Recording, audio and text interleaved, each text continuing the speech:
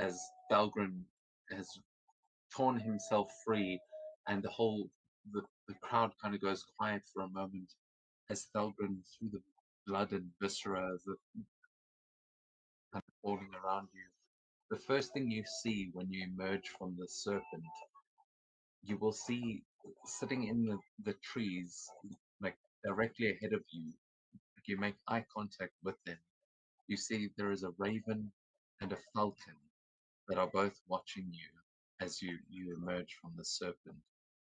What is what does the arena see as you emerge, and this will end the fight as the elders are already throwing their hands up to call it in your guys' favor.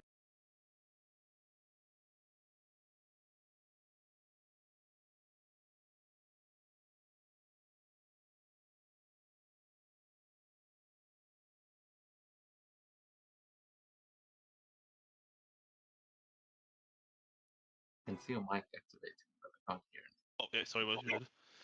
I think the GIF I sent previously of Ivar, where he just covered in blood and yelling. Thali probably does the same, just raises his great axe and yells in victory. Roars, most likely. He's a Leonin. Yeah, as you let out that roar, the crowd will roar in response, and the birds in the trees will all kind of take flight as that scares the crap out of them. But the the raven and the falcon also let out these screeches as they both fly into the arena and circle around you as the rest of you. What are the rest of you doing here? As you'll see, the other fighters have all kind of they're like completely leaving themselves open, but have turned to look at Thalgren, and as the crowd is roaring, are you guys doing anything or uh, accepting the cheers in any way? Mikkel's raising his sword and shield and over his head, bashing them together, stirring up the crowd, or trying to stir up the crowd.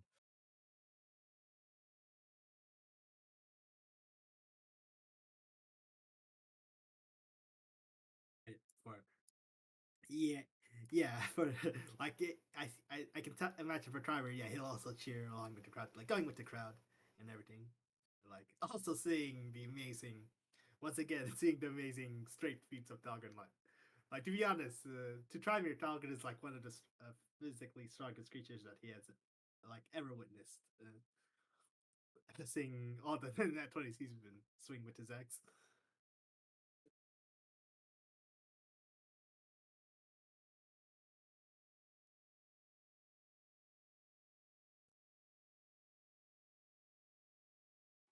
You are not the only one, but Camilla, are you doing anything in particular?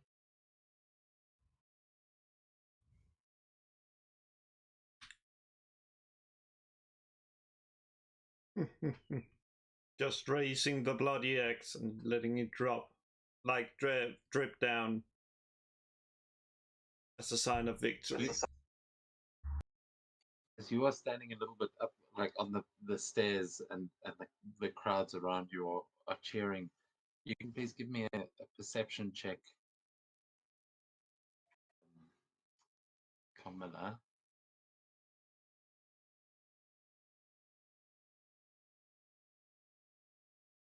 Okay, that one. See, try me. The challenge you just got. If that's what you had last week, I would have given it to you because the dice were on your side. Yeah. It was just Yeah. okay. So Carmilla,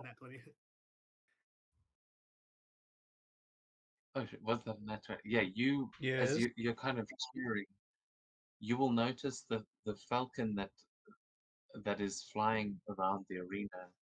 You recognize as this. It's like you've definitely seen that bird before, and you remember when you sat in that throne, feeling a similar presence, as you can identify having seen her with your own eyes before, that that is Freya, not just not just an illusion. It's actual Freya.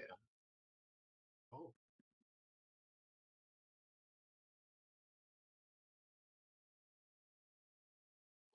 It seems like Freya and one of these ravens is just they're like circling around the arena as everyone's cheering.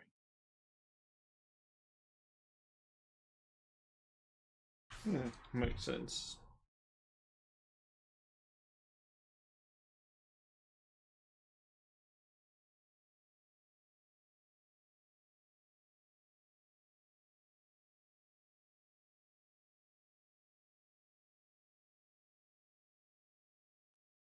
Okay, so she's just gonna keep that to herself.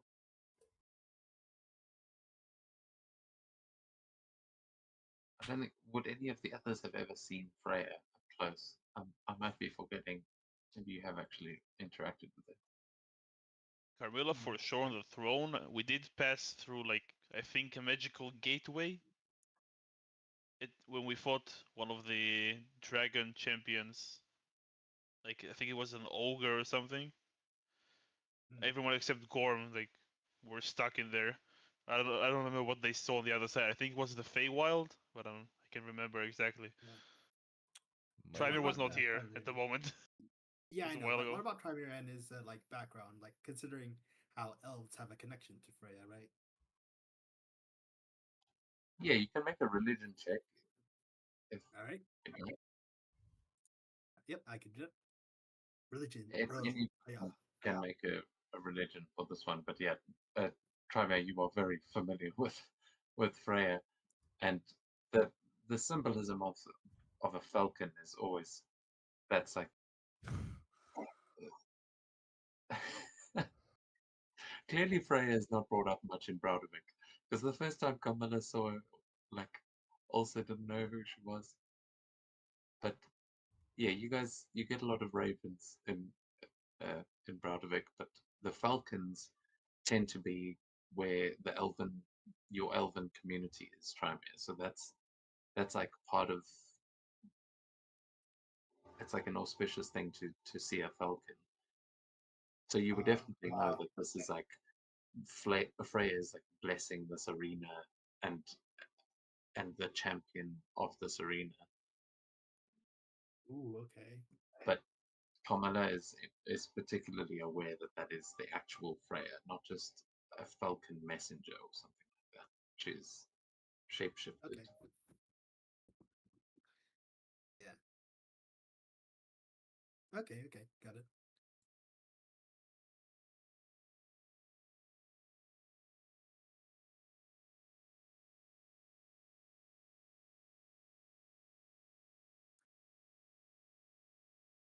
Yeah, I think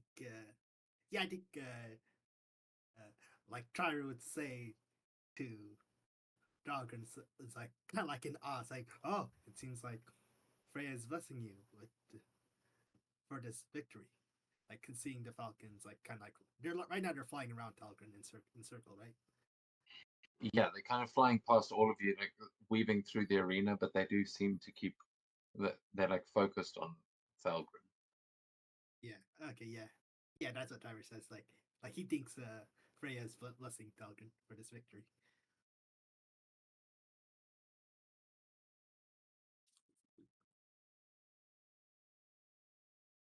Yeah, Thug will hearing that will quickly spot the falcon. He will lower his axe and do like a very small bow.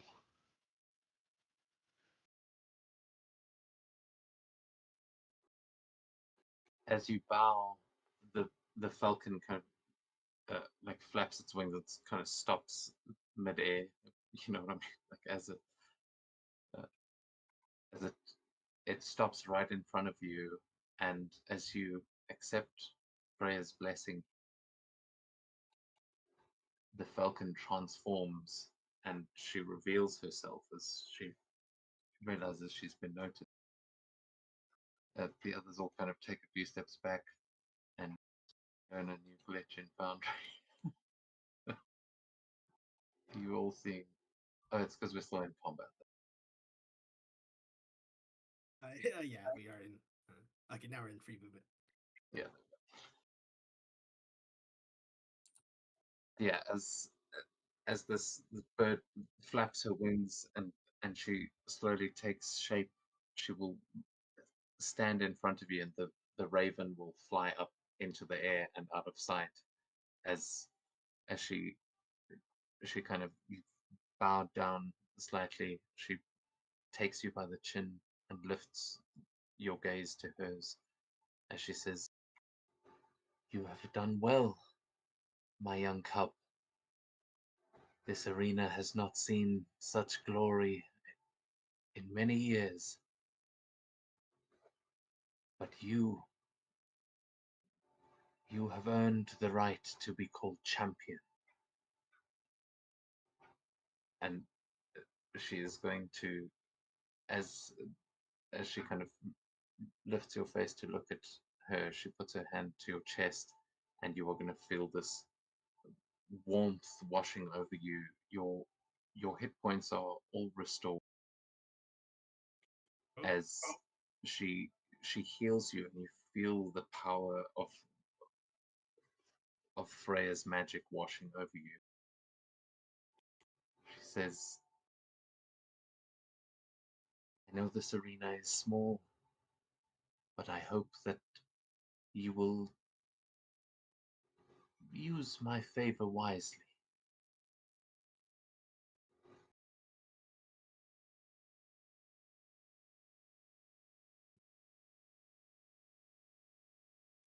Thank you, Lady Freya. I will do with it what I always, well, as I've always done with all of my actions, to keep the verdant main safe and the nature in balance. The eyes of the gods are upon you now, child. Your responsibilities may only have grown, but it seems you are in good company.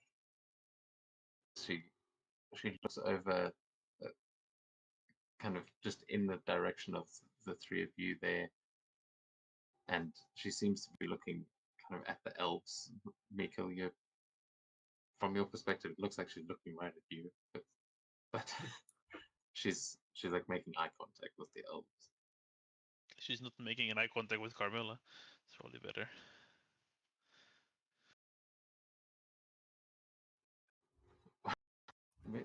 I mean, she is looking at. Oh, true. I mean, Charmy and Camilla are two elves here, so Yeah, when I say the elves, that's what I mean. The other elves are dead. yeah. Yeah, I forgot she's technically an elf. Carmilla.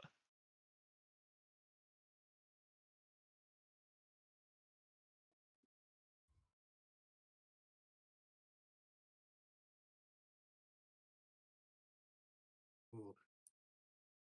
Yeah, right now Travis is it's kind of a bit speechless. Like he's never like he saw Lorfax before, but seeing Freya is different. Yeah, you would also know, I mean, in your long elven life, you have probably seen messengers of Freya like many times. You've you've probably seen many falcons that you knew were like messages from her, and you've probably encountered a few Valkyries as well, and they usually Okay. work for Freya. But to see her yourself, that is an honor that um, is not uncommon for champions of the arena, but for normal mortal folk, yeah, this kind of thing doesn't happen. Yeah. You know, the significance of Freya arriving in this arena is not one to be scoffed at, as this kind of signifies that the gods are aware of this arena once again, that there is now a champion.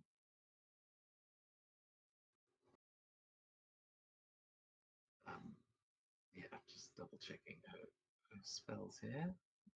'cause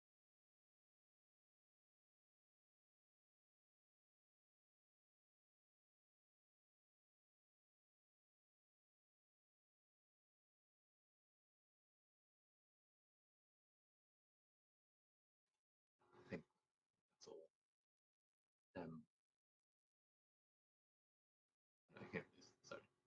Asgardian gaze.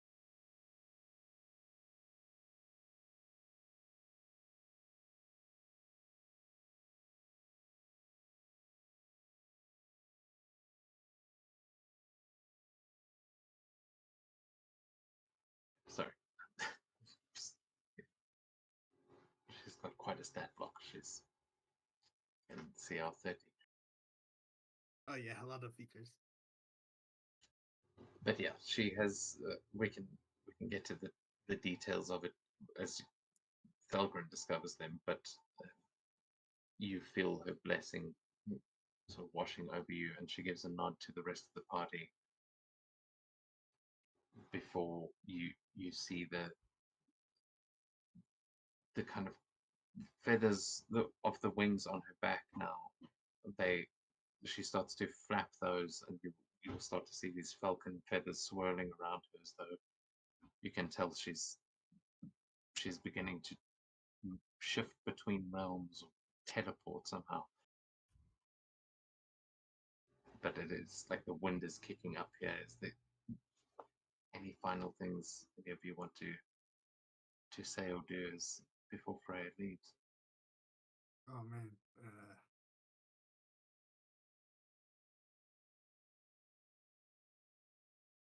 Honestly, wait, hold on. Let me look at something real quick. It says this, these 3 times. Like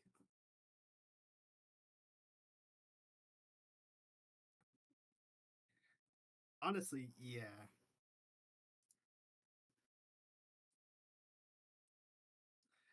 Yeah. Yeah. Yeah. For Trevor, he would be a bit nervous, but he would say, "Excuse me, my lady Freya. I don't know if you can allow me some advice, but essentially he'll kind of somewhat gesture towards the ring. He's saying, like, I've come into possession to this ring, and well, it has cost some lives of my elven brethren. Is there any way, any advice you can bestow upon me on how to handle this dangerous thing?" You see as she's kind of hovering off of the ground, flapping those wings. She looks down, and she seems like you see her facial expression change as she sees that ring. So you have stolen that from a powerful being who holds one of my own in his hoard. Free her and bring her back to me, and I will set you free of that ring's curse. Oh, like, yeah, Trevor's eyes wide at that. Like he'll nod, say, "Understood." Oh, She gives you a nod of, it's like a respectful nod, just, it doesn't feel like a god talking to you, it just feels like an elven elder that you might be used yeah, to. As yeah. she gives that nod and then looks back to Thalgren, and she says, "Good luck. I look forward to seeing what you become."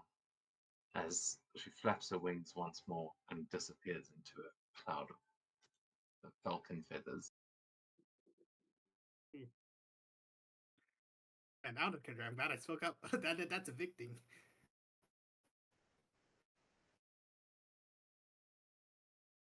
Good to know.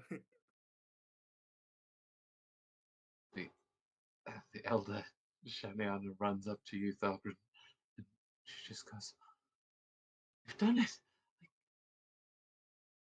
I didn't think I would see our Lady Freya in this ring again, but Thalgrim, you have brought honor back to our tribe. Thank you, my boy. She just, like, you see, she's like half your height, but she's just kind of like coming in to embrace you guys. You've done your tribe proud. No doubt about that.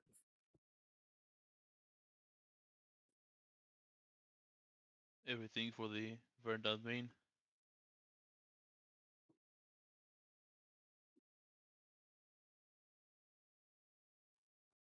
Will take your hand and lift it into the air as she says,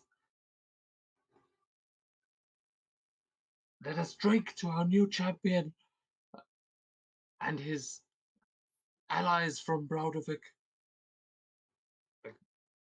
As she kind of keeps speaking, but the roars of these lions just overpower it completely as everyone starts to get up and move towards the lodge, which is not too far away. But before long, the mead is flowing, the meat is cooking. There is more life in this village than you've seen in quite a while. It seems like this arena fight people were so excited for, and they were not disappointed.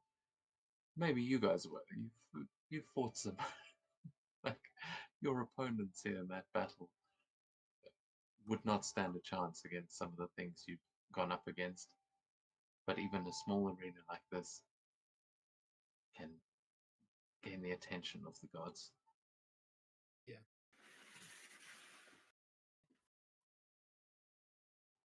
As everyone reconvenes at the lodge and the party goes on long into the night with the trifold gleaming starting tomorrow.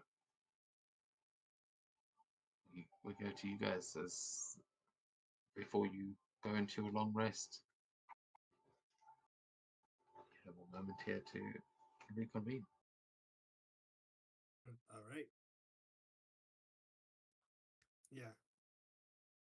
Yeah, and for Trymir, he'll actually can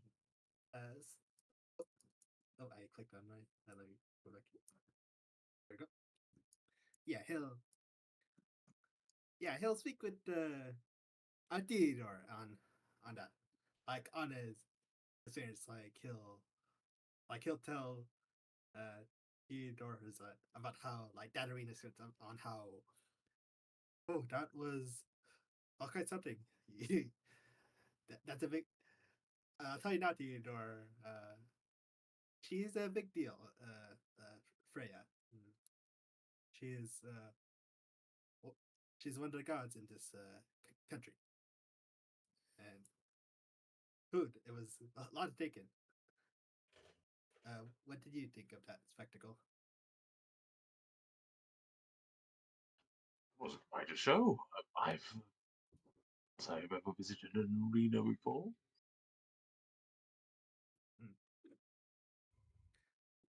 Yes, you could say arena fighting is a big deal in this. In this world, how and Carter will actually discuss history with Theodore about the Arenian games and the arenas and whatnot, and how basically champions and dragons go into the Arenian games, and and basically goes into detail. I forgot. Player, you kind of forget. that's fine. That you will definitely have a captive audience here with Theodore, as he'll have his spell book out. He'll be taking notes on some of these things, like transcribing them in strange swirls and patterns of deep speech in this book. But you can give me a history check to see how accurately you kind of explain the history and politics of Mordia. Okay. Especially because from your perspective, there may be some things that are not quite up to date, or you may have some old elven news on on certain subject. Let's see. Oh, what did I? Yeah, I'll use. Yeah, I'll stick with that roll 15. That's Yeah. decent enough. So, as I said, you may have some outdated information, like on the further out reaches of Mordia and like things that are happening all around the world. You obviously But you probably know more about that than most of the party, but as as you sit into the night, uh, Theodore takes many notes about your world and your culture, and it seems very different to his own. He seems fascinated. yeah, the big thing is like the Arenian games and arenas, because of what just happened today with Freya visiting and busing Dahlgren.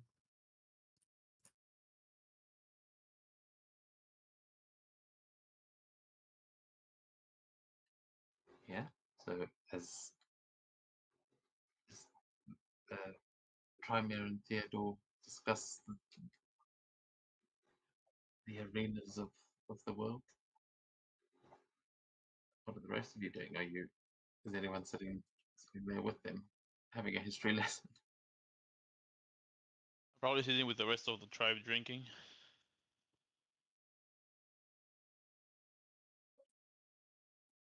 Yeah, guest of honor position as well, I'm sure.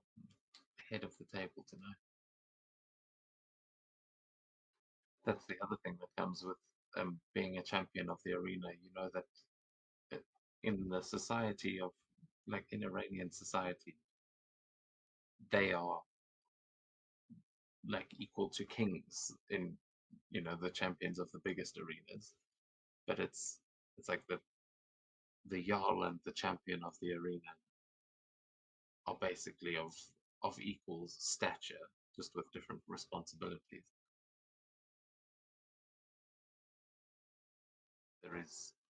You're getting quite a lot more attention than maybe you're used to, but I don't know, maybe not. Mosfo would come up to you at some point and go, "Well, wasn't sure we were going to make it through that battle, but I'm glad you put on such a show, my friend." Well, if I had to see you die, I would much rather be during the fight, the defense, the clan, the tribe, rather than in the arena. When I saw that thing swallow you whole, I thought I was going to have to do that myself, but honestly, you deserve it. And he'll bring a large horn of mead to share with you.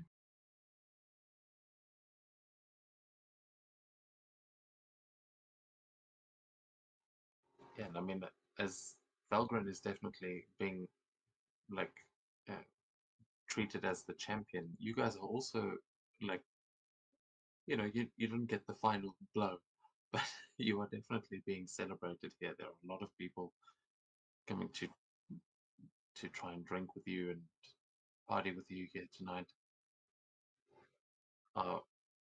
Yeah, how are Mikkel and Kamana navigating this?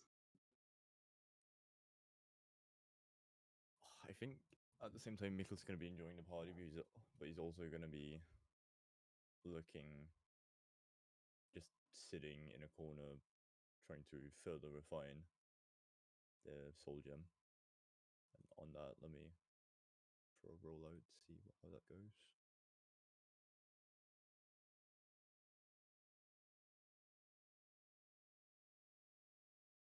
And he seems to be making good progress so far. You'd feel a large hand sort of clap you on the back as Rakthor from the smithy comes in and sits next to you. And he says, "Ah, back to work already, are you? I didn't know you were such a warrior as well." Well, you gotta prove that your tools are good, you know? You should have said. After that, you are welcome to browse my stock whenever you like. I would be happy to help outfit some champions of the arenas. Well, Though kind of. Hmm? Sorry, go on. I'm sure you wouldn't need my help, but with that new forge, I think we could produce something special. Looking into some old notes and back when the arenas used to run and people around here made weapons for true champions and warriors, there was a metal we used to use that we call lion steel. Oh, really? Not sure if you're familiar with I haven't heard of like actually. Can I? I'm gonna do a history check. it. Yeah, you'll have advantage on this as this Oh, okay. involves your First, background. first Yeah, one is Forge related. 19. And okay, 19, and then I'm gonna use my reaction to cast Flash of Genius on myself for a 24. Okay, with a 24, let me actually see. You have definitely heard of this, but you may have also heard of it by a different name. Just find the notes.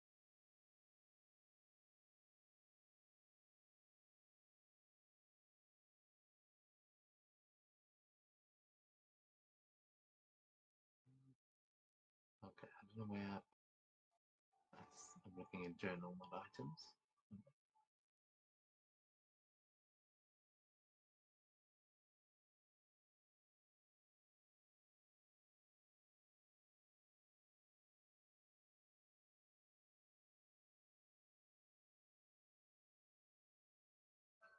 Okay, yeah, I can't find the thing I was looking for.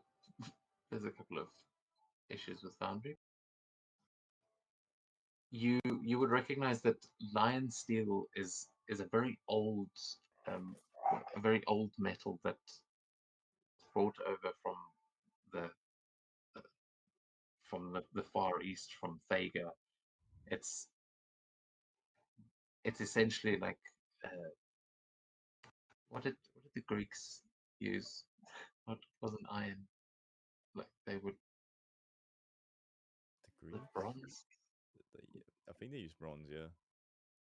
Yeah. So Yeah, it's like considering, yeah. Damascus it's steel. essentially Oh, it's like bronze. yeah. I mean that's the Bronze Age, right? I was Yep, I mean a quick Google search is bronze. um. So yeah, it's not it wouldn't be just straight bronze, but this is like a magical um, material that would have come from that kind of age when most of the blades and that kind of thing that you would get, you find elves have got similar materials, but it's lion steel is something that was produced by the Leonin people of ancient times. So this is not something that you have ever gotten your hands on or been able to produce yourself. This what he is telling you about is like uh, generational secrets. Oh, really? Okay. I mean, tell you what, that sounds like a lovely idea. We might be able to use this line steel for something proper. What do you say we reconvene at some point in the forge, and then we can potentially make a blueprint? Oh, I'd love to show you what we've got. But tonight we drink. I think Yeah. it's gone. It will sit with you there and probably nerd out over some blacksmithing techniques, things like that. But as as you think about this, I just remembered where I put this stuff, and the lion steel is also the material that is said to have defeated titans.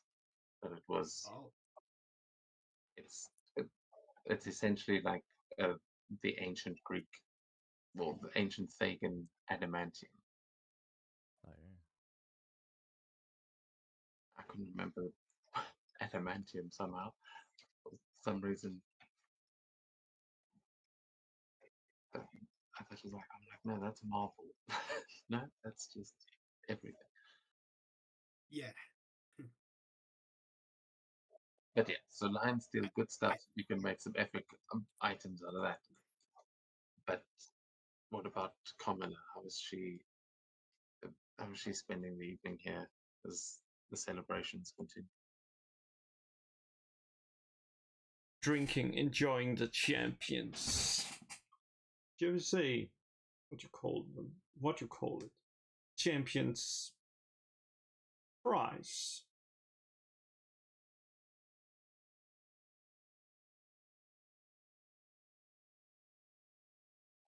Oh, you trying to figure out what the prize is? No, she's just enjoying the privilege that comes with the champion. And that you do. You will have people bringing you your drinks all night, just dancing and singing along as the. I'm trying to think here. Okay, well, I hadn't actually thought of a prize, but I think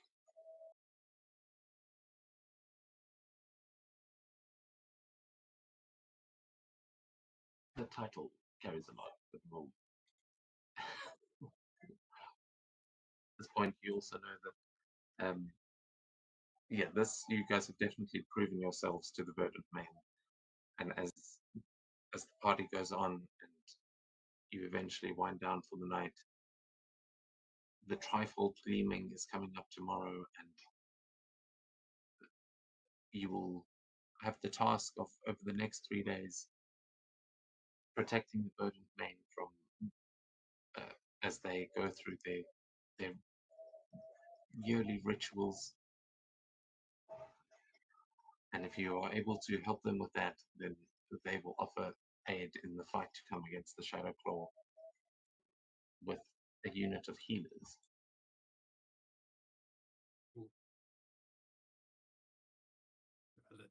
For now, you can all take a long rest. Yep.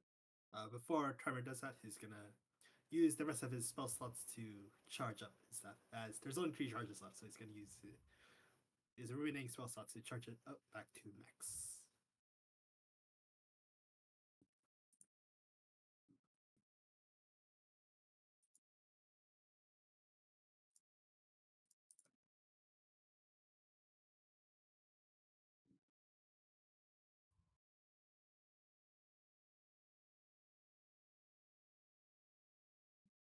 How do I I also- recover? Sorry, Dave. I was just wondering because my recovery says free Flash of Genius and then 2 Flash of Genius uses. That doesn't make sense to me, but either way. Well, did it reset to full amount? Yeah, it Yep. resets. Then we're fine. Yep. So we're and, fine, yeah, exactly. Yep. So while I charge my staff, my Sun Catcher staff gains 26 plus 1 charges at New Dawn. Oh, it's back to full. Back to 7.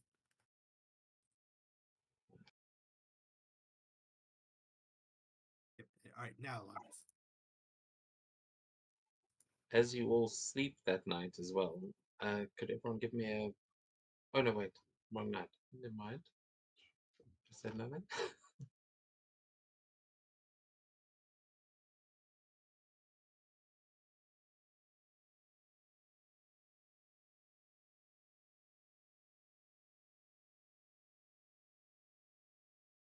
What did you say, Neil? Ignore what he said. He said. Oh, okay. I just read the wrong note. But yeah, you would know that today is the first night, will be the first night of the Trifold Gleaming, which is, I know I keep mentioning. But yeah, tonight, you know that Izaru is going to be the full moon, and over the next 3 nights, over the next 3 nights, all of the moons will be full, but today is a day to be wary of psychic or psychic interference, and sleep is generally it doesn't come easily on this day.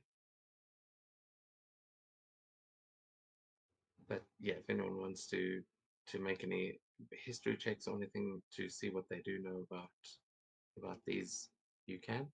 Otherwise, we join you in the morning, and the rituals will be happening tonight. So you can let me know what you guys are doing Yep. leading up to that. All right. Yeah. So Gonna take up an oath. okay. So first is for today, tonight it's going to be a full moon tonight, and then for the next 2 days it's also going to be like basically unique full moons is going to happen tonight, the next night, and the third night after. Yeah, all 3 moons are going to become full one after the other. It'll go the smallest moon, Isaru, then the red moon, Liu, and then the largest moon, Veruas, on the third night. You guys already know that vampires will become stronger on the second night, and werewolves will become stronger on the third night. And from what you learned last time, you know that the first night has got something to do with mind flayers. That Theodore mentioned that's where he's from. Okay. But yeah, if you want to learn any more than that, a history check will do it. Unfortunately, Mikil is unfamiliar with the customs around here, but you do know that there's usually a party. It's like this is around like the end of harvest season, and there's lots of holidays around here. It's never really meant that much. Okay. All right. Yeah. I'll make a history check. Why not? Travis gonna make one. Yeah. The Yormund and well, Shepherd are probably really into this, the Trifold Gleaming, but yeah, Trymere, you know about as much as we've just discussed, Yeah. but you would know also that the yeah, you do get one piece. What did you say? Yeah, so I'm just you do get one piece of information. You know that last night you in your discussions with Thalgrim and with some of the other people that were surrounding you, you would have learned that the people that go out on these trials, and a lot of the people in the village, it's meant to be for warriors, but kind of everyone does it. They drink something called Dreamwort mead, which gives them visions of, they say sometimes you can foresee coming battles or foresee troubles in your life. But yeah, they basically take a psychedelic mead called Dreamwort mead. Okay, Dream War. Okay, got it. You saw them, they were preparing kegs of that last night, so to be drank tonight. Got it. So you know that they won't just be having some kind of like ritual is not the word, but yeah, essentially a ritual. Yeah. They'll also probably be tripping balls. So Yep. make your job harder, but do with that what you.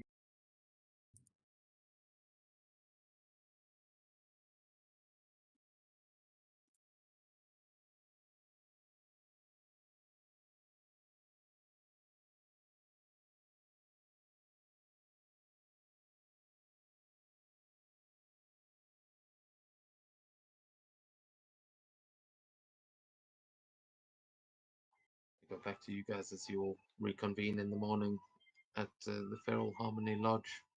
It's a nice, think of like a ski lodge or something like that, where it's quite fancy. There's not usually people staying in here. This is just for the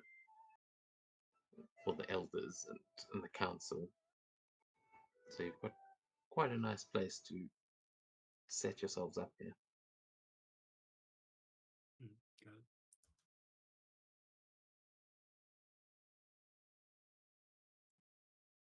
Mm.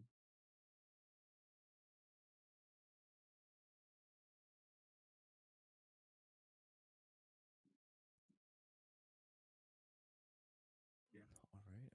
I wonder is like for your like during this game he was essentially cursed. Is he still cursed with that uh like a bare hand he has?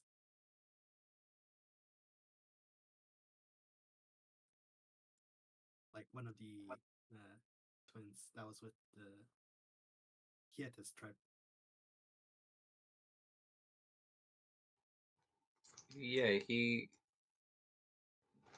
didn't. They didn't finish the ritual with him, but you can see he has still retained some of the sort of half transformations that he received. So, Okay. like Yeah, aspects. because Time is thinking about the third night of the full moon, wondering if that will have an effect on him. Because he'll probably go mad if that's still affecting him. You can try and make a medicine or an arcana check to try and check up on him and look into this curse. Okay, I'll make an Arcana check. Arcana, let's go. Ooh, 21. Yeah, he's essentially like a half lycanthrope right now. That the power of the third full moon is definitely going to be enough to turn him.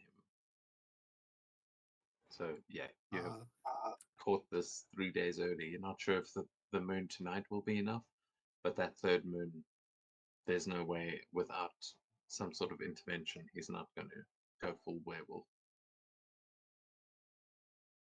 Okay, yeah.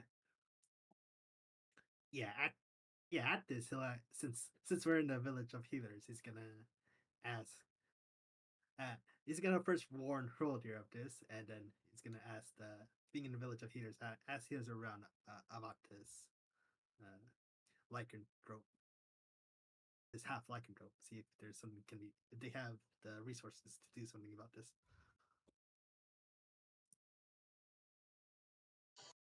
Okay, is anyone going to try me out on his quest to cure lycanthropy?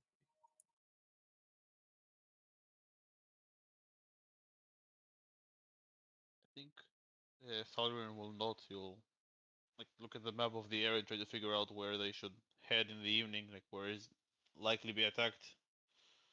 This is what he'll for now he'll strategize for the upcoming night. Okay, well, you would know that the Grasswood Verge is where the trial is supposed to be happening tonight. But anyone that wants to join Trymere and Trymere himself, you can make an investigation check as you make your way around the town, unless you want to go to somewhere specific. Yeah, I'll make a investigation check. Yep, that magical guidance just in case. Oh, yep, he'll definitely use magical guidance, so using a sorcery point. Investigation roll. Oh crap! No, have bad rolls all around. I had to use that one, so as well because of magical guidance. Yeah, from what you can tell, as you're like, has anyone got a cure for? Wait, you're all half animal people. Like, this whole town is cursed with lycanthropy. Like, oh god. Everyone's a lycanthrope here. This is the last place you're going to find a cure.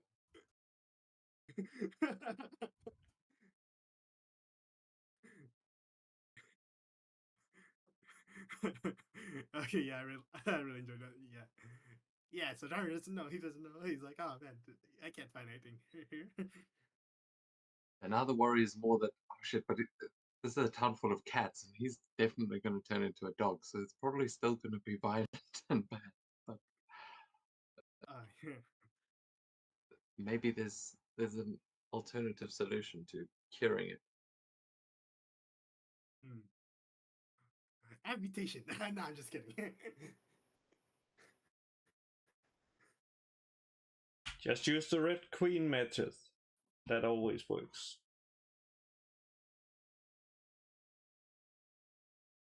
What's that? I don't know the context. Did you say Red Queen with it? Alice in Wonderland. Off with their head. Oh, okay.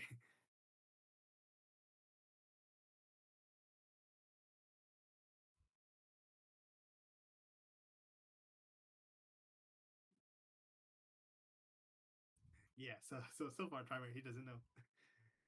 Crap.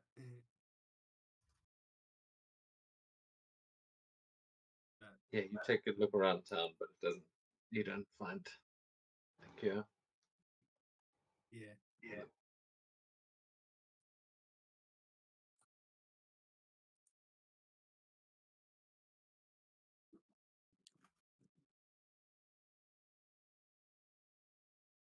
So, anyone else doing something that day? Well, Trimer is. He doesn't know what to do with this.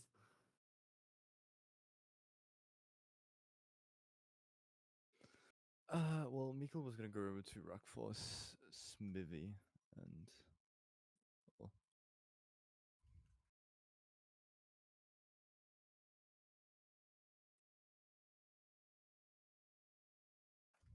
try and see what we can come up with.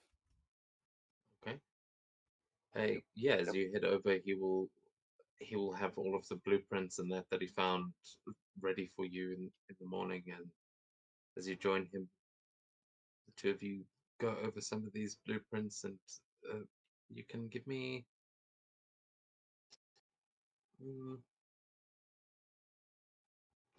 Yeah, I don't know. What is your crafting? Whatever your crafting skill is, I would either be investigation or arcana, probably. To look over the things that he's got here, but open to suggestions.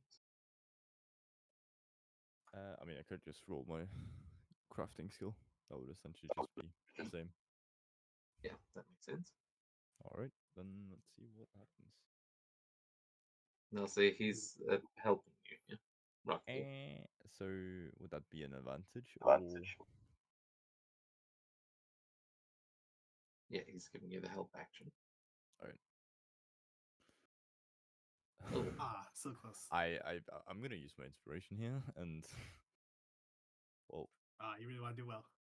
Well, obviously. Come on.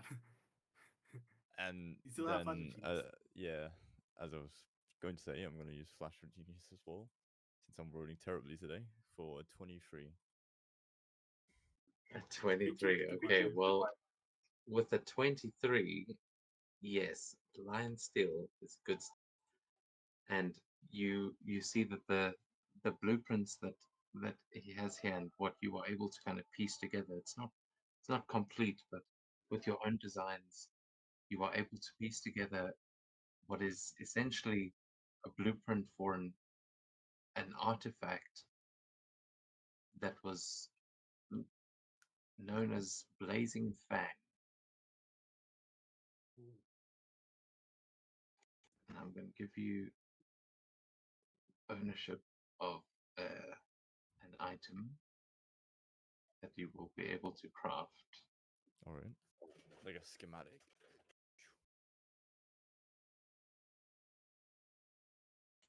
Yeah, I mean you've essentially got everything you would need to, like all the designs and schematics you would need. You have everything here that you would need to enchant it to create this weapon, but it would be an artifact. This is. Don't worry too much about the stats. I'm just realizing I haven't checked how these new item sheets actually work, but description is what's important. Alright. So yeah, you would need dragon hide for the hilt, but other than that, you would just need lion steel. Ooh, Aren't we in luck? yeah. Soon we'll have a mission to infiltrate a certain dragon's horde. So Well, the Felina dragon, that was Hyde, no? So, again, aren't we in luck? yep. Oh, sorry. Wait, did you roll? Oh, you got not 18. It was 20. Yeah, it was 23. 23 with the Flash of With Genius. yes, yeah. Then you, sorry, you get the other one as well.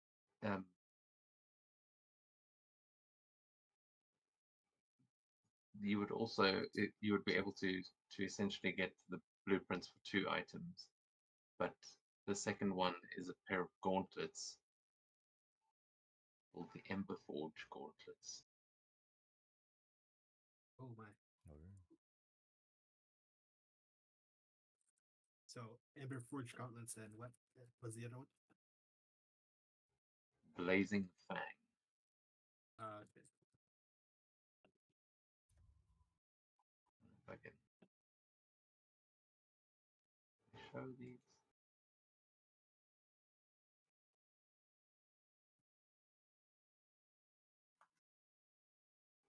I can give everyone observer permission. Yay.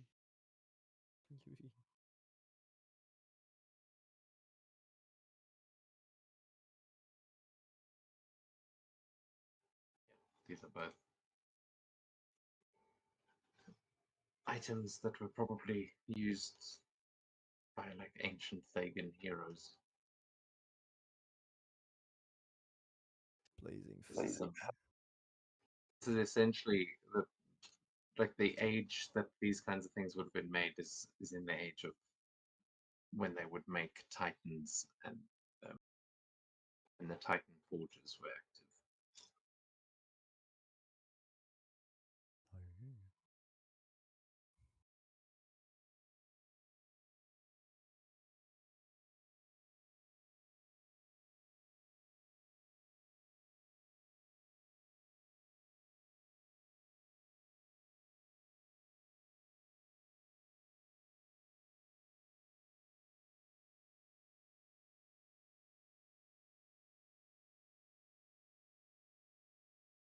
Well, these seem like good items.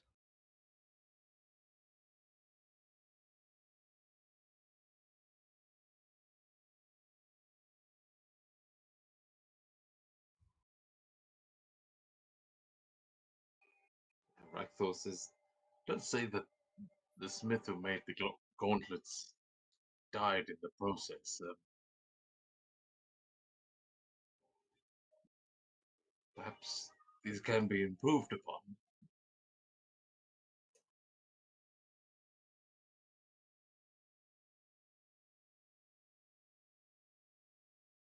Well, that is true, yeah. I'm sure there's something I could do to them. Well, Rockfall, what would you like to work on first? I assume. What did the gauntlets cost? What did they cost?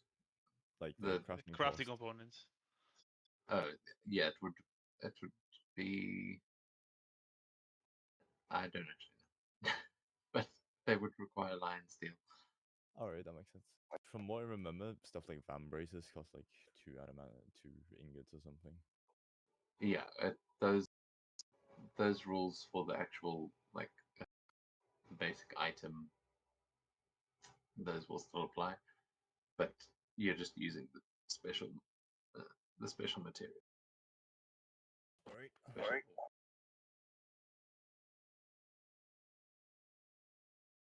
Now, Rockford, did you have any line steel laying around, or do we also have to procure that? Oh well, that's part of these secrets is how to actually make this stuff. Um, it's an alloy, so if we can get some rare ingots, I should be able to make some here. It is. I found it. It's the same as fire steel, I think, not adamantine. Which one? Because there's no adamantine ore, is there? Adamantine is the combination. Yeah, I think that's an alloy. So yeah, you would need um fire steel. That's essentially the same thing. Fire steel, okay.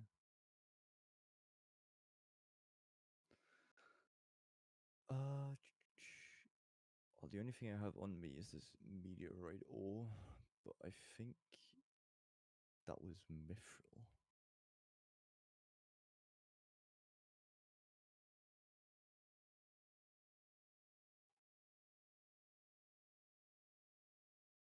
Yeah.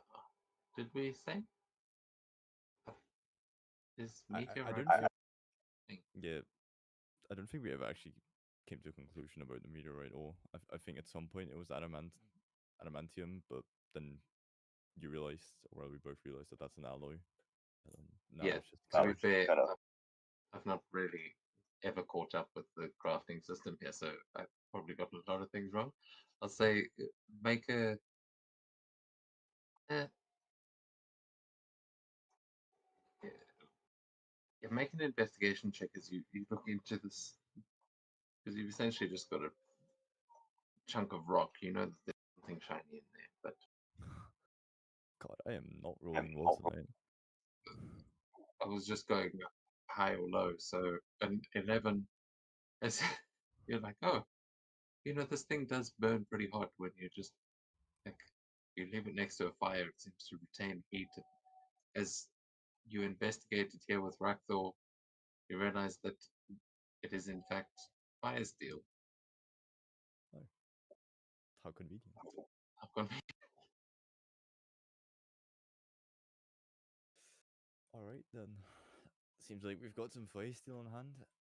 So surely you'd be able to make that into some lion steel. The new forge, absolutely. Just give me a day and I should be able to turn this into some ingots. Alright, sounds good.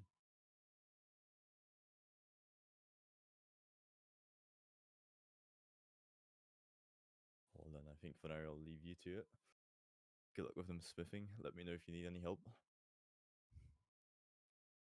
Oh, no, do come by if you like, but I'll be quite busy. You see, he looks quite excited to get to work on this. Alright. Yeah, no. He fires up the forge and the night draws ever closer. But by this point, you guys have spent some time in the. It's about 9 o'clock in the morning,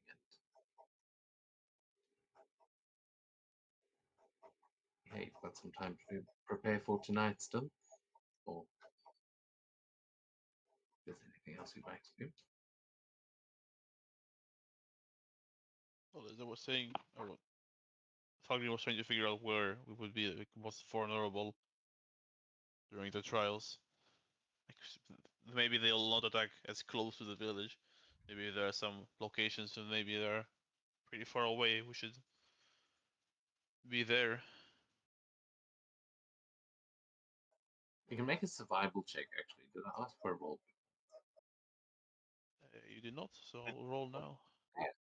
Make a survival check, and you'll also have advantage for this is your local area.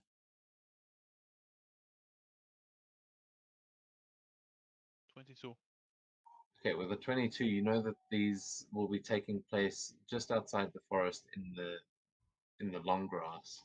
So you will be in wide open spaces. There will be some trees and things like that, but for the most part, you're going to be in wide open space that is full of long grass that can easily hide predators. But it is relatively flat ground, so you've got long lines of sight. But yeah, it's not a very easily defensible position. And these are going to be young tribe members going out, so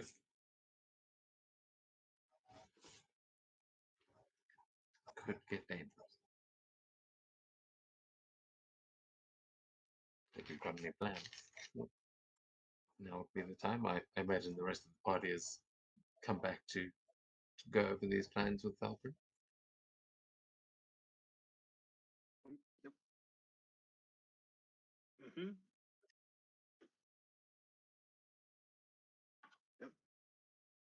Not anything specific, unfortunately. Just wanted to see where the weakest areas would be, and go there.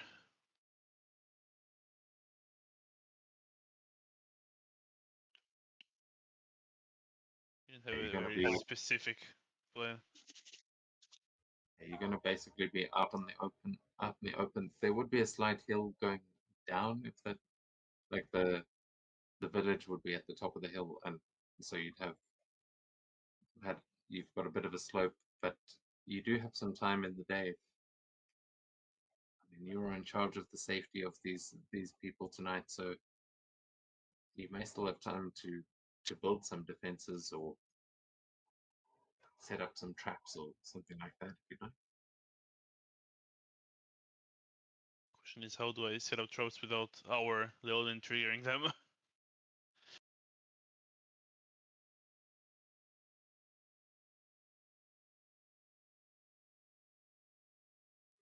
Yeah, I mean also the ritual tonight.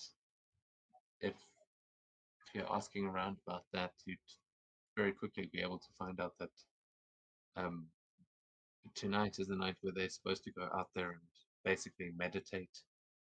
And the one who hears the lion's voice in the stars is considered chosen by the tribe, or like by fate. So your people you're protecting probably aren't going to be moving around much.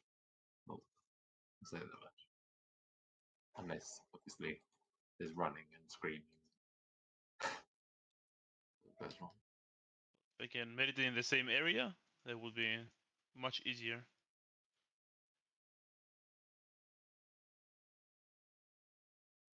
And you're in charge of security, so if you want to tell like set limitations on how they practice this stuff, um, you guys are in charge. Or if there is like a very like sacred place where they would meditate, then there. If not, then I guess it's far enough from the village so like it won't be seen, so it will seem like they are outside, like away, but not too far away.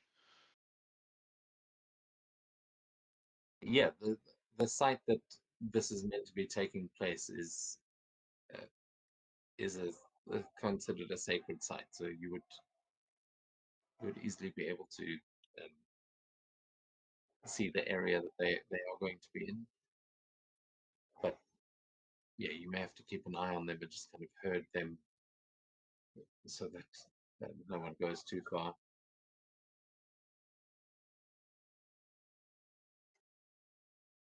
Yeah, you could definitely communicate that to the Leonin and find a spot. Well, other than that, we can booby trap the area away from the tribe in case someone shows up from, well, Shadow Claw area. Yeah. Oh yeah, and something just came back to me. That large snake creature that Dahlgren killed. I wonder, has it been skinned? I can imagine its scales can be used for something if it can like absorb light or reflect light so well. Oh yeah, you could definitely use that in some creative ways. Well, Yeah.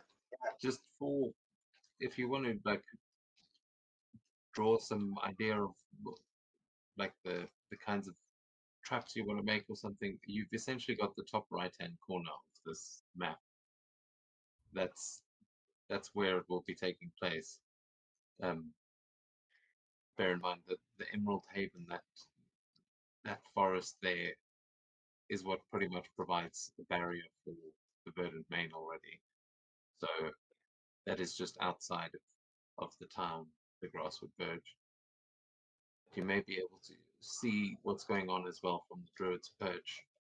And yeah, I don't know, maybe you could fashion some kind of spotlight with those scales or something, but it has people would have started to get to work on harvesting it, but no one's used any of the materials yet. Mm. All right. Mikhail, you are the great smith of the group. You have any ideas of what other uses we can use for these shiny scales? Well,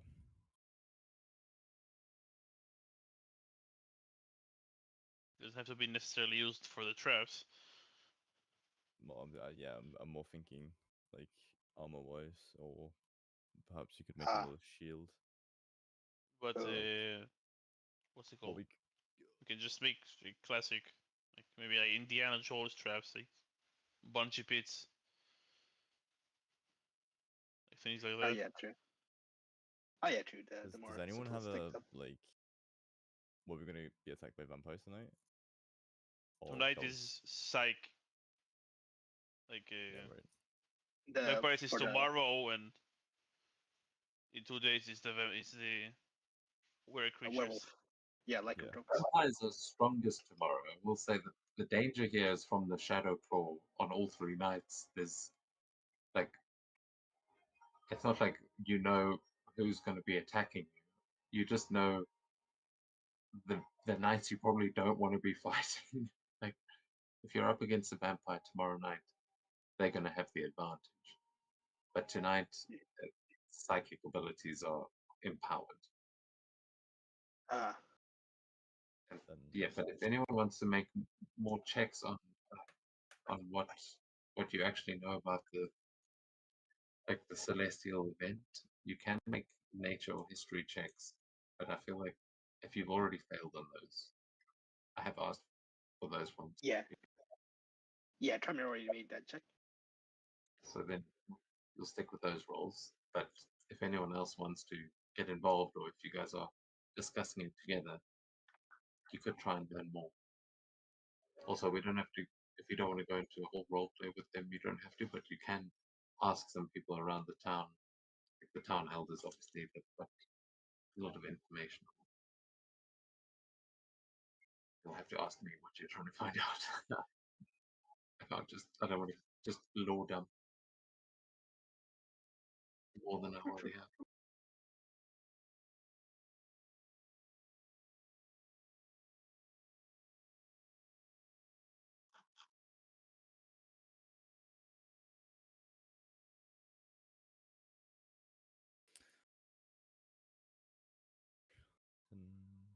I guess another question would be: does anyone have like spells that could cast like the daylight spell or whatever it's called, the one that produces daylight?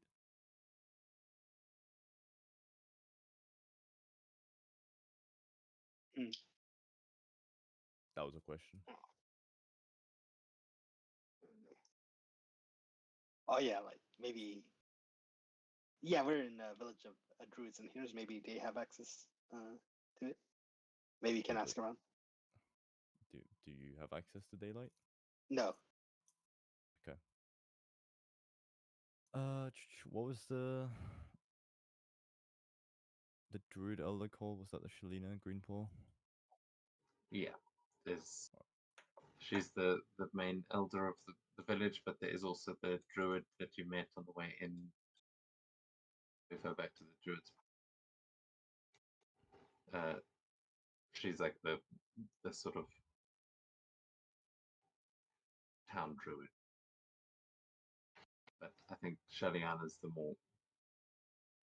more experienced one. Alright, and I'm gonna knock on her shrine door.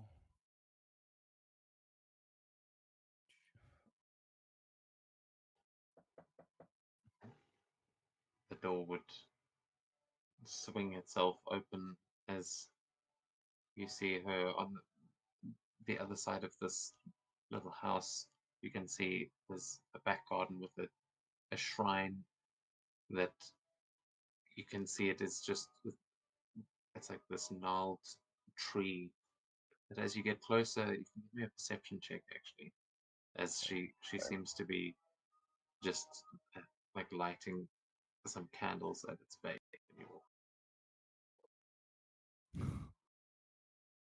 Damn. Yeah, this is the shrine, but doesn't seem that impressive. Just seems like she's worshipping a large tree stump.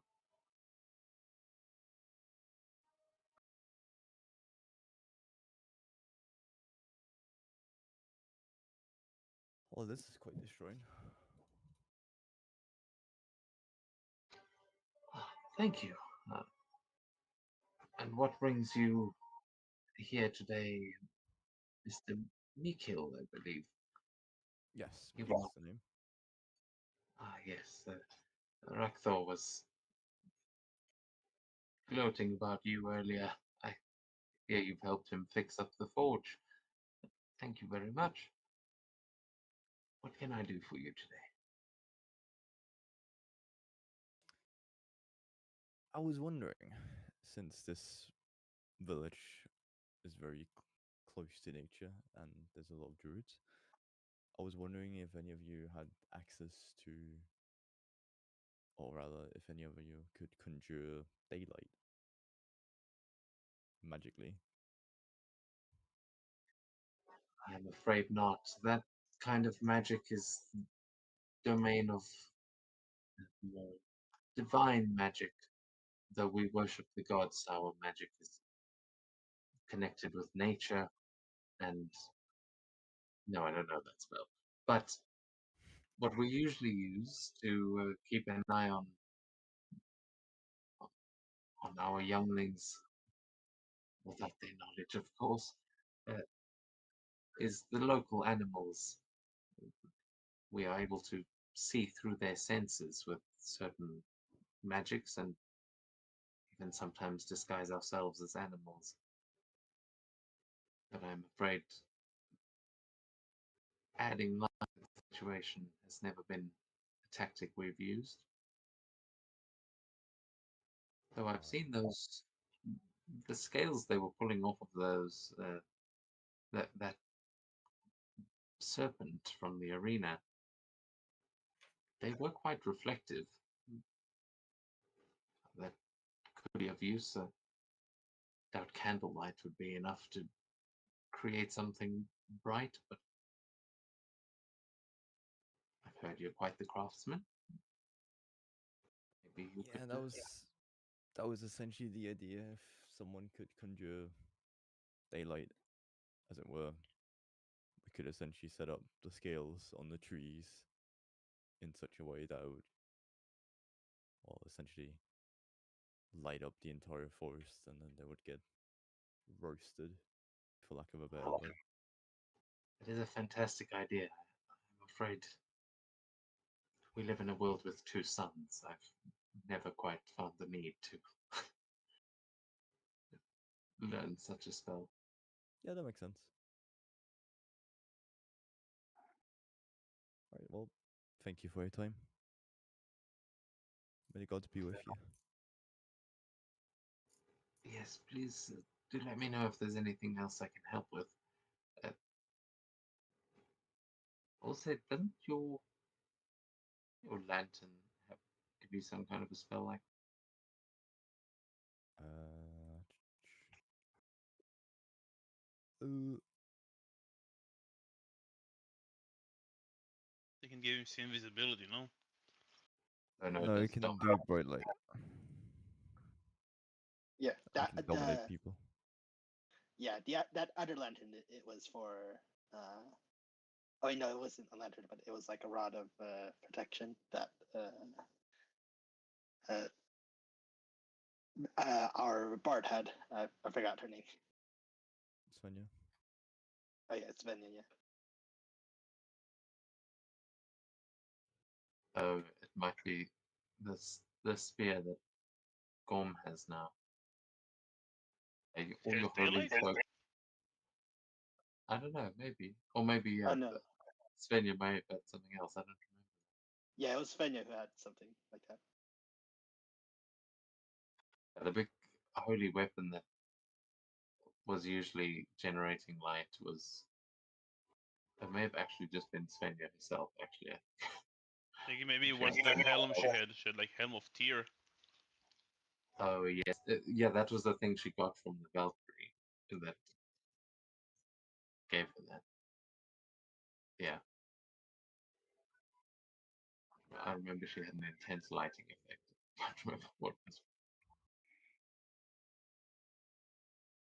Yeah, I mean, the daylight spell is obviously a very powerful way to do it, but those scales were reflecting radiant damage from what you saw. So Right. any kind of light could be very, very reflective. Radiant spells, you can get creative with it. It just might not be quite as intensely effective, but you do get the impression that you could reflect the same kind of mechanically radiant damage out of it to get that. That is true. Yeah. I completely forgot about that. Okay, well then the idea would be to, well, essentially use the scales as a mirror, like set them up so they would reflect to each other, and then that would essentially create, I guess, a grid. So if Yeah, something like were to shine a light on it, like, yeah, distress signals. no, not distress signals. The idea is that they would get hit by the beams, and then the. Ah, Have you You all feel ever as like? technology has gone from Viking Age to fucking sci-fi just in a matter of months. Like built a tank and now force wheels. It's, it's- Well, I'm getting out my trusty paint here, but like the if you all have ever played like a puzzle game that has like a light puzzle where like you have to turn mirrors. oh yeah, like Yeah. That would be the idea.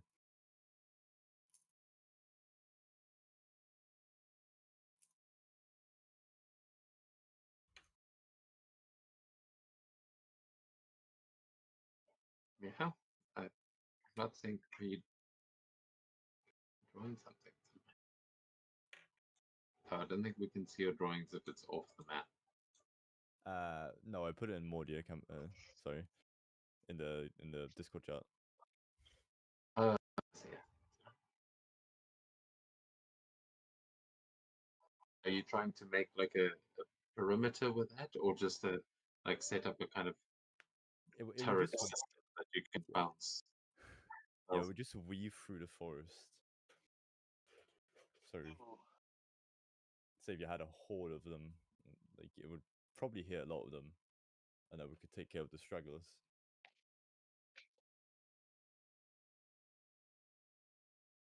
So you're gonna try and set it up so that if you see an enemy, you can like launch a spell and it's gonna bounce all over the place and possibly hit many. Yeah, that's exactly the idea.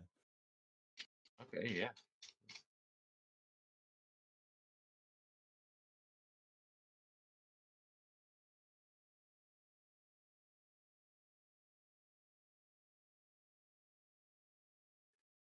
definitely possible. Then that's what Mikkel's going to be working on. Trigonometry.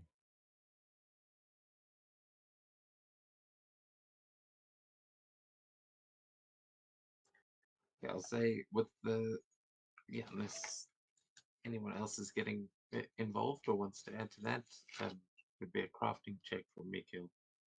Ooh, Probably take you a few hours to set these things up, but it's definitely doable. Alright. a double digit roll. Well, my rolls if haven't anyone been wants good to- so far. Yeah. If anyone wants to get Gambler's involved, fallacy. give him advantage. That is always an option.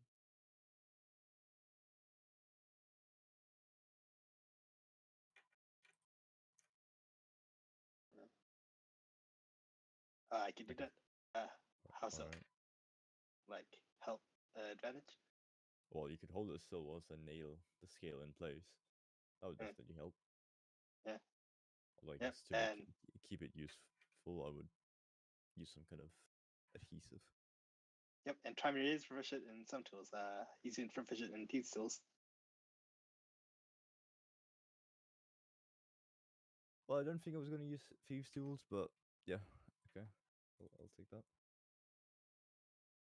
All right, let's see this. Yeah, I mean, using a crowbar and hammering in a stake, not that different.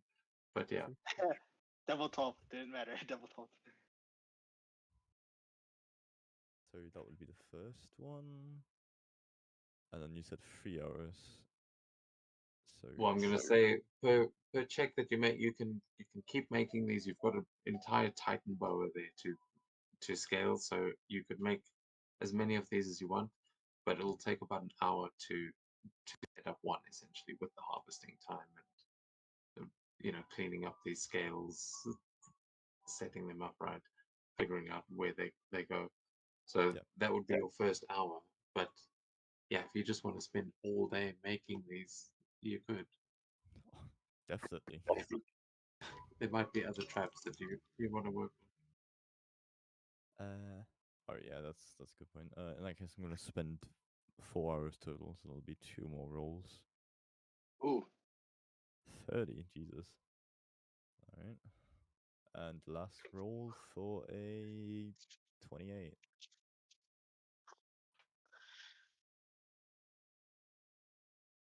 Okay, yeah. So you've got a network. You can make it.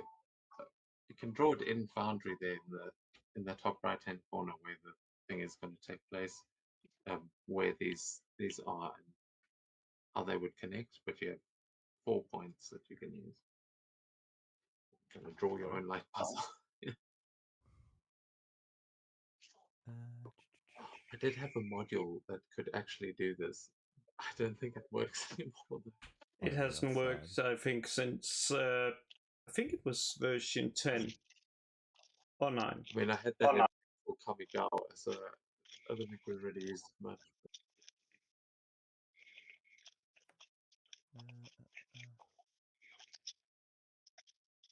Okay. I guess. Can I just copy paste that? Can.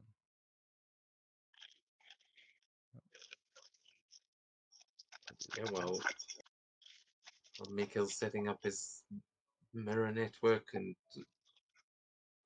they're working on that. What are the others doing?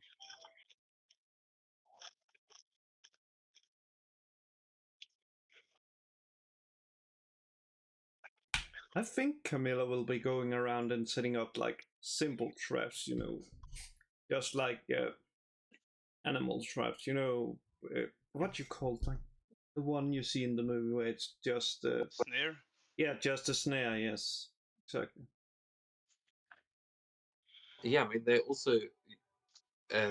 This is a very like a hunting village, so you can definitely get plenty of hunting traps, snares, and bear traps, and all kinds of things. So I guess it's up to you how much money you want to spend on traps, because yeah, it would just be a basic hunting trap to do that. Of course, stores don't work right now, but can look that up quickly.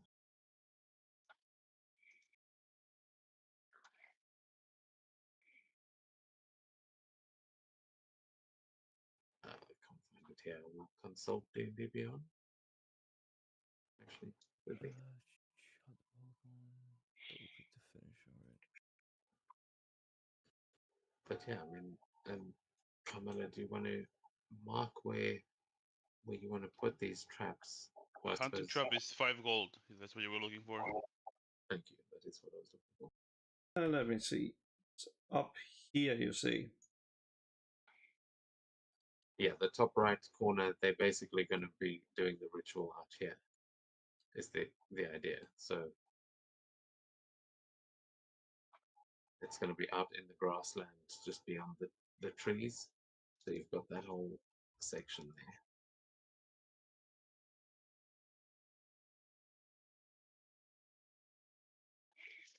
Right.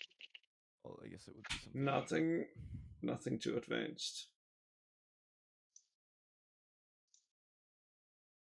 Okay. Bear in mind that the side that you guys are trapping from would be stopping people in the verdant main. Like your enemy is probably going to be coming from outside the map.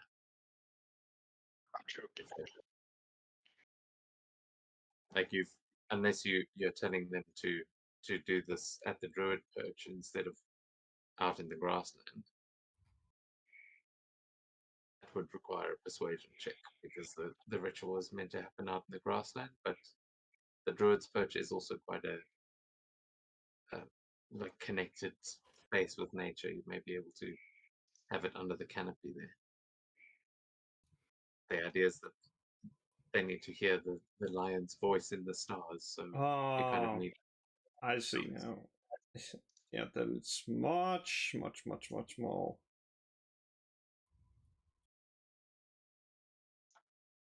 think it's fine. Okay, so that would then be 5 hunting traps. I don't know if you had any on you already, but you can just remove the gold cost for those that be easily acquired. How much did you say the You hunting can trap? put one more, I'll give you my own. But yeah, it's 5 for each.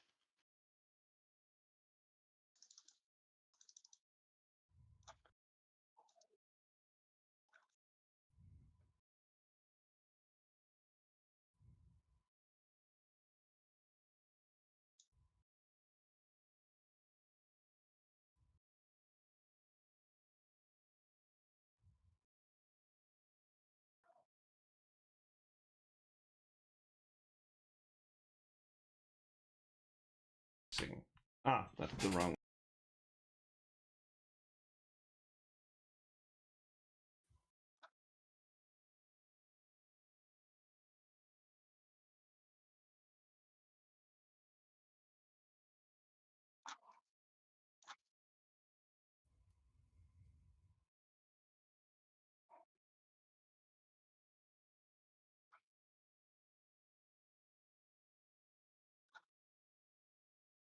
That looks like you've gone back and forth. I mean, if you're still doing it, that's fine, but it was just 25. 20 from you, 5 from Thalgren, I think.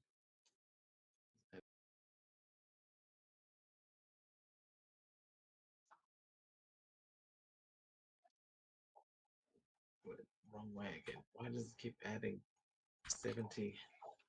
Good question. Why? Because I'm like subtracting.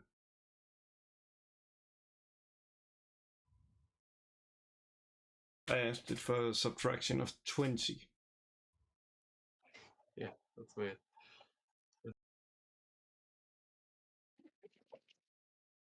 Well, so long as the number went down by 20 on your sheet, the party gold thing might be confused. Yeah. Yeah, it went down by 20. Okay, that's fine. Then it's probably just the modules confused.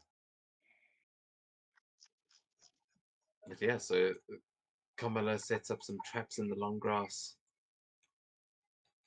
Anyone else doing anything to prepare here? That would be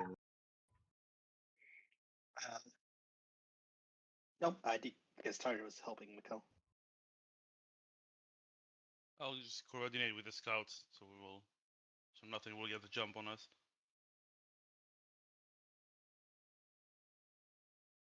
Make sure everyone are in the right place.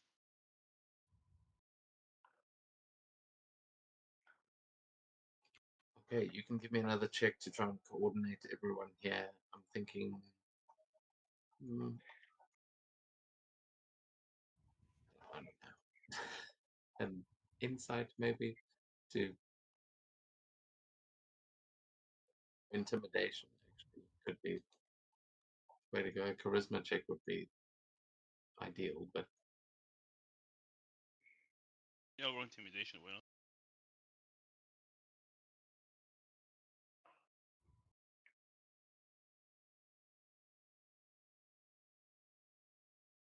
I'm still new yeah, to you this get job. you get some people. Oh, the champion of the arena now thinks he owns the place, but a 12 will be enough to coordinate everyone, and the scouts will be keeping an eye. You'll have some people watching from Druid's Perch that may be able to provide some bow and arrow support.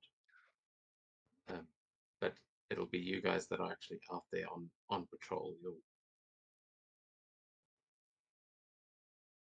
But I will say with that, you will have advantage when on perception checks while you're watching over them, because you know the landscape and you know where they will be coming from and where all of these traps are. Mikil, are you happy with where you've set up this? I think so.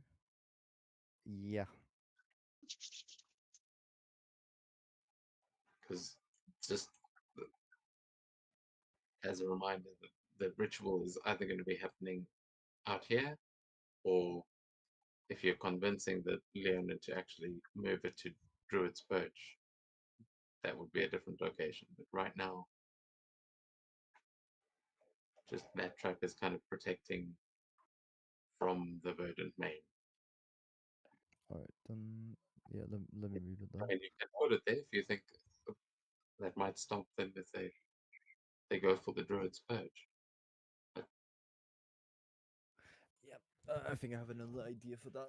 So I'll move this to the outside. Yeah.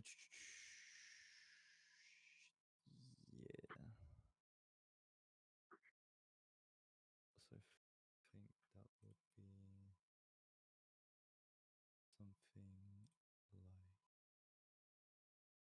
Oh. Hang on. It's fucking up. Just delete this.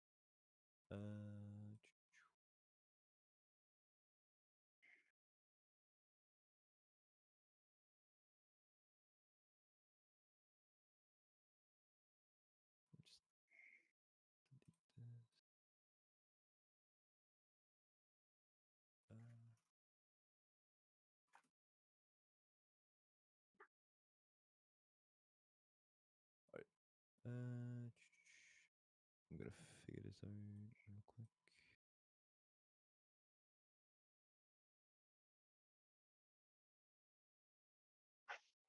Yeah, I suppose where you're going to be triggering it from is just as important as Yeah, so I'm thinking I'm gonna put stick it up. in the forest here. Just bear in mind that's where someone will be waiting. I assume each one of those dots is a mirror. Yeah, sounds true. Like, Okay. so something like that would be the intended effect. Okay. Well, as it gets later into the day, you would see some of those young Leonin preparing for the trial tonight and getting some like sort of traditional face paints and like Leo rays in the names and things like that is young, they've barely got any mains to use, but there are only 4 of them that are undergoing this trial. Okay. So you, at this point, as you see them getting ready and like with their parents and some of the other elders, you've got a head count for how many you should need to protect. Yeah, and yeah, and quick question. I wonder, is one of these kids the kids we saved from the hags, or no, or most of them is from the Faldrecker court? No, you actually 2 of them are the kids that you saved. They actually no, roll a d4 because you saved quite a lot of the kids, and this is exactly who they were kidnapping. Okay. 1d4 rolling. Oh yeah. 4. No, all of them. These are all. You're like, hey, I know those kids. They, Yeah. maybe that's why they're becoming warriors. They've seen some shit. They're like, Yeah. they're like, no, we've been inspired by these adventurers. Oh, we want to be chosen as well. Oh, nice. Yeah, you see one of them is like the face paint that they're wearing. They're trying to like cover their whole face like Mikil and like they're trying to like cosplay you guys. Well, Will make them brave.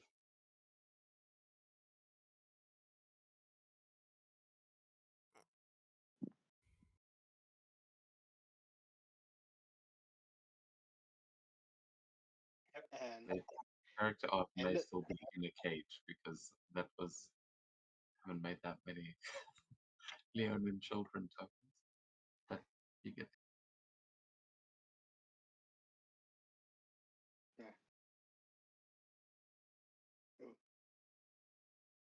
yep, and while this is occurring, yeah, Timer will ask about Theodore on what will occur to him when this full moon about enhancing the psychic abilities. Uh,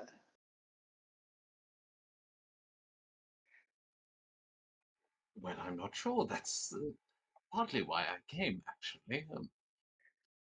This is the time of year when uh, it is the moon is closest and we are able to get here easier.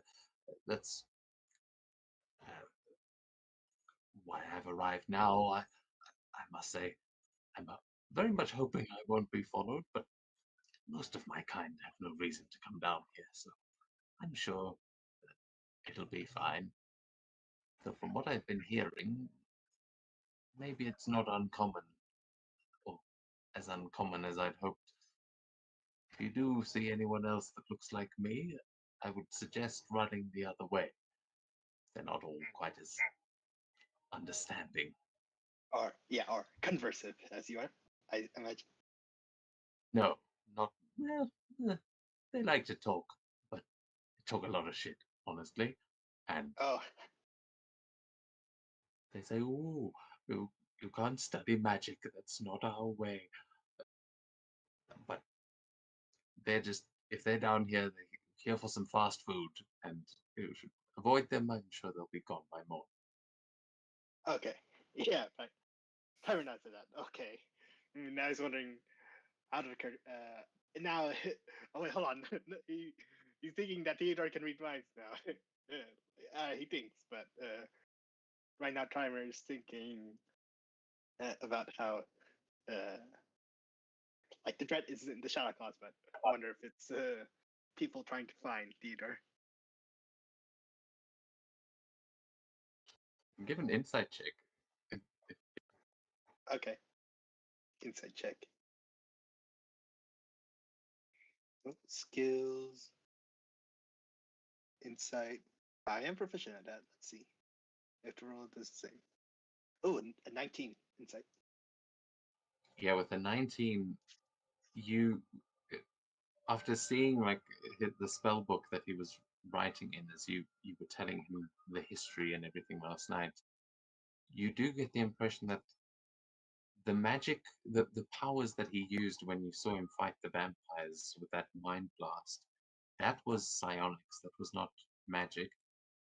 I know that we're still in the old rules, but the the arcane magic that he is practicing, you are now starting to realize is quite taboo where he came from, and it seems like he may have been kicked out of where he came from or chased out uh, because of that. So yeah, that is a. I mean, you succeeded a real life inside check there that they may be hunting him if he's worried about seeing others, because you've definitely never encountered a mind flare just coming down because of a full moon. That's Yeah. not a thing you've heard Mhm. Yep. of. I There did. are some. I know of mind flares, but not of encounters them because my earlier Nat 20 I had couple sessions ago. Oh yeah, you did. So you would actually know that there are rumors about the Trifold gleaming, and kind of folk beliefs that if you if you dream of Izaru, you should ask questions when you wake. That is like the folk rule, because it's basically like the idea is that if you dreamt of that moon, you probably dreamt of like an alien abduction. Like you may have been abducted by aliens. This is it's kind of the idea. It's like Okay. like some people have gone out into those fields and disappeared, and then they've come back, maybe sprouting tentacles. Right. Right.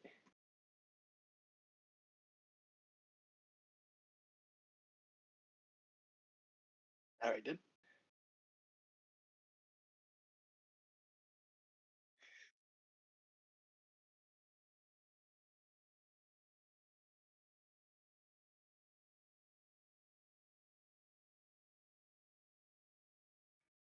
So as you guys have been preparing, it is now uh, getting later in the afternoon, around 6 o'clock. I believe the sun is beginning to set. Oh, of course, it shows the wrong moon on there. But if you double click on the calendar, you will see Izaru. And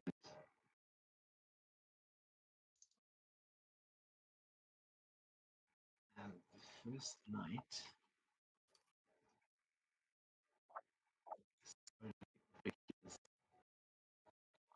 so where you guys setting up, as you will see these Leonin kids kind of forming up and speaking to the elders as they go through a little bit of a ceremony, and you see that all of them wearing their sort of tribal gear. They've each been given a spear, and they are just now going to go a little walkabout in the grasslands.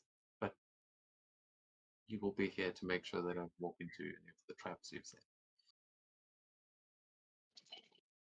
So I'll say you can they are in that diagram, which are the map for the actual uh, encounters if they happen. But you can tell me where you want them to be positioned so that your traps are most effective.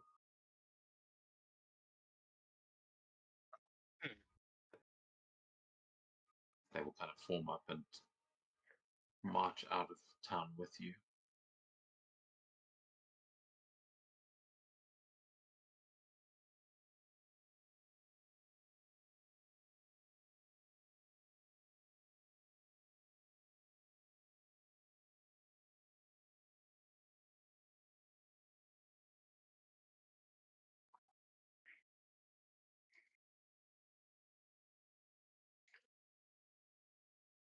I mean, I think if they just sit in the middle, though, they would be covered on pretty much all sides.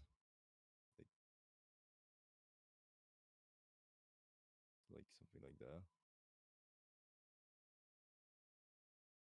Yeah, so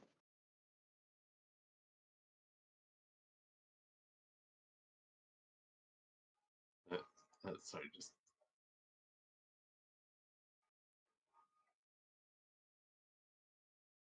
because yeah, I mean they are on a sort of military mission, yeah, like to meditate by themselves. oh yep.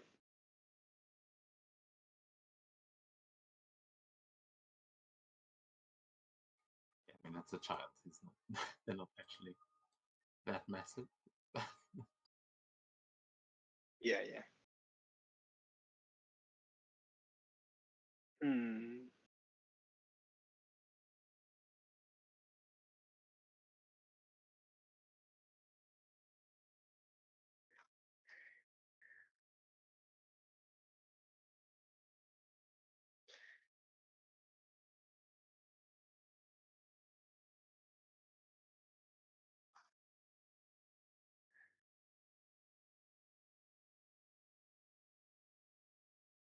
All right, so and we can like place ourselves around the area. Yeah, you should be able to move your tokens. Okay, got it. Yeah, I was just wondering. Well, Tromir, I've already stolen you. You're gonna be standing right there because you have radiant damage, which means you're gonna be the one setting that trap off. Oh, okay. Where do you want me? By the first point, yeah. Because Okay, you're got the it. only one with radiant damage, so I need you to be on that. Oh yeah, with my staff. Yeah. Yeah, exactly. Yeah, I mean you could also stand at an angle that you would be able to fire it from. So Yeah. you don't have to stand right next to it necessarily, because I think you've got some range on that spell of yours, that laser of yours. Oh yeah, but As long as you aim at it and shoot at it, then you can pretty much stand anywhere. I think. okay.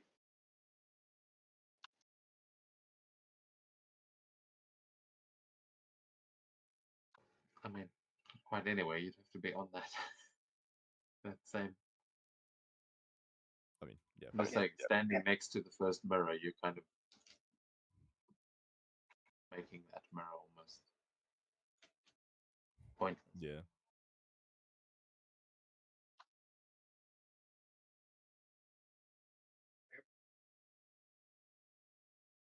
and yep. And you know what? While I'm waiting, I'm gonna cast invisibility on myself, just in case.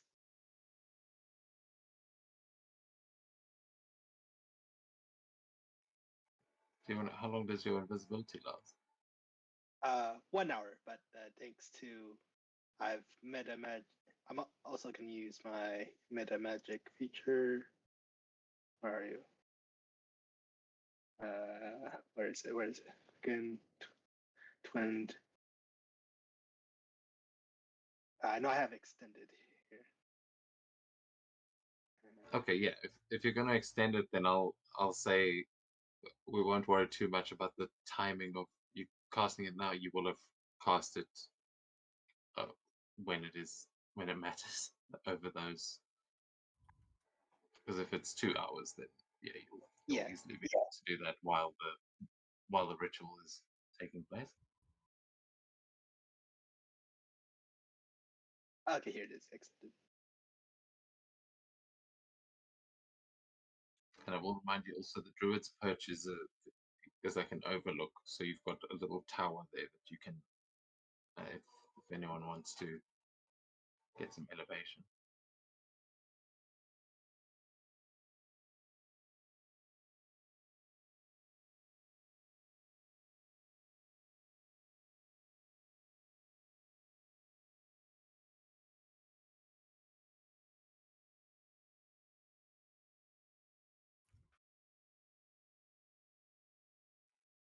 Camilla, are you going to place yourself where you want to be for tonight, or are you staying in town?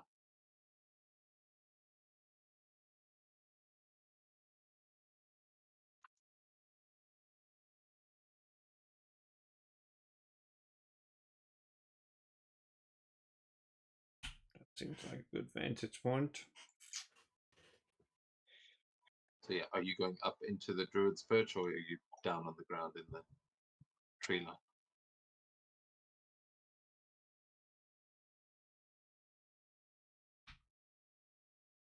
Up into the trees.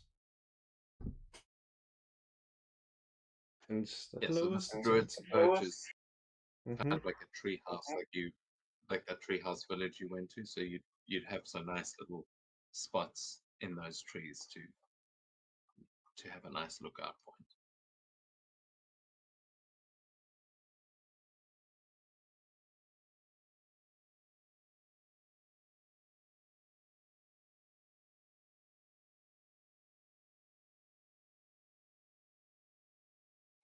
Okay, I see.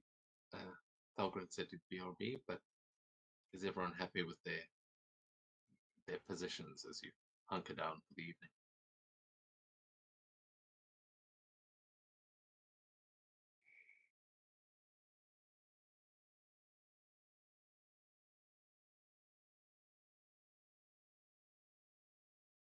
Yep, I'm good. I am also I'm good. start asking. Start asking like this. But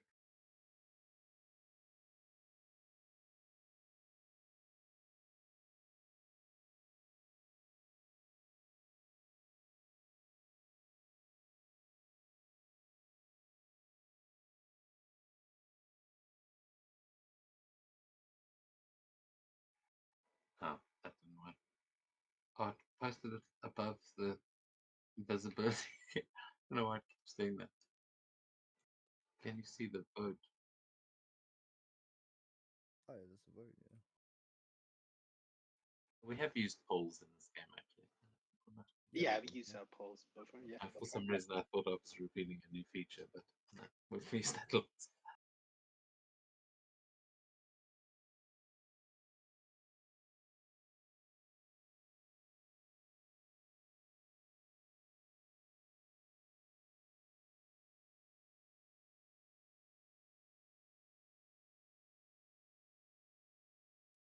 I'm not sure where Thalgren went, but because we're about to get into it, if you want to take a quick 5-minute break here, this would be a good time.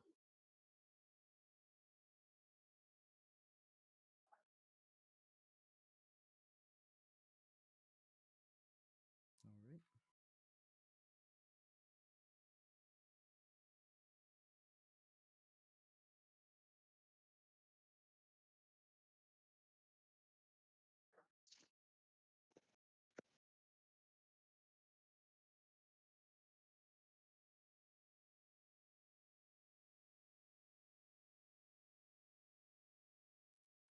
Danny, did you see Diablo is coming to PlayStation?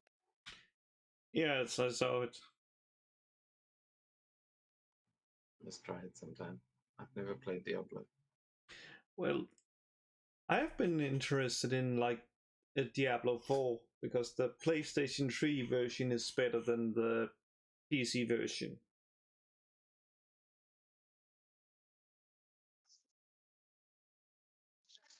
Yeah, it looks like fun. It looks like it would take up 1,000,000 hours, but looks And like not fun. really. It does not really take that long. And I they think are it does smart. reset though. Oh yeah. The seasonal thing. Yes. I just think people tend to play like everyone I know that plays Diablo is like they play a lot of Diablo. Yeah. There is two like people. There is those that are like me, that is seasonal players that just plays like, okay, we play the season, then we try to see if we can make the season. And then there's people that just played for the story, which doesn't take that long. I'm actually a little bit afraid because I don't think I can skip like the story in the PlayStation version because yeah, I'm so used to doing that on the seasonal. And then there's the player that just they play too much and has like Paragon 1088 or something. those are the players I've met the most of. And it scared me away from Diablo. Just been like, oh yeah, I don't know. And Because it's not that bad.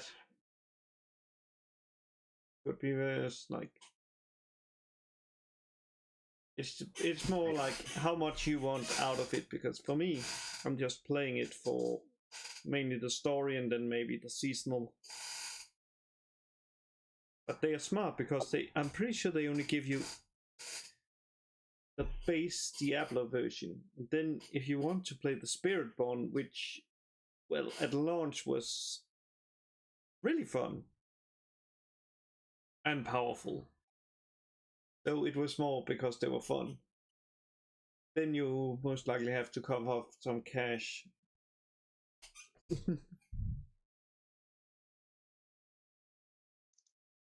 It depends what version they are giving for free. If they're giving like deluxe or whatever, or is it just standard one? usually do the standard one because of that. Because it's like, yeah, you get it for free, but the DLCs come later. Not always. Some things they have given like a complete collection, which has been cool. Let's see. Well, the Cyberpunk was the complete thing. Let me see.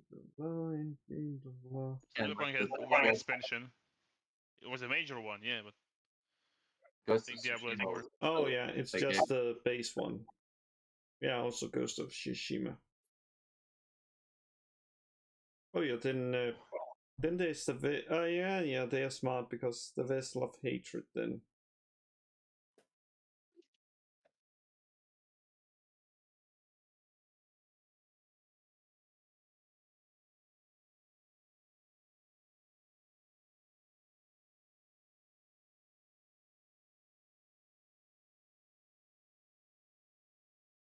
Funny enough, Diablo 2 and 3 are discounted at the moment.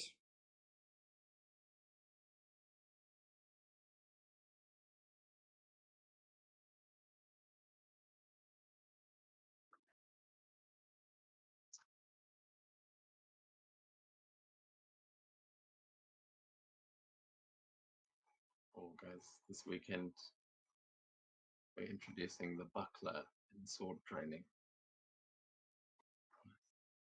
Getting closer and closer to actual Viking. Vikings. One small step at a time. The buckler is like the gladiator ones, right? The small ones. Yeah, the little one. But it's not that little. I picked one up like last weekend. Pretty decent shield. It's just got the it's like a smaller version of a Viking shield.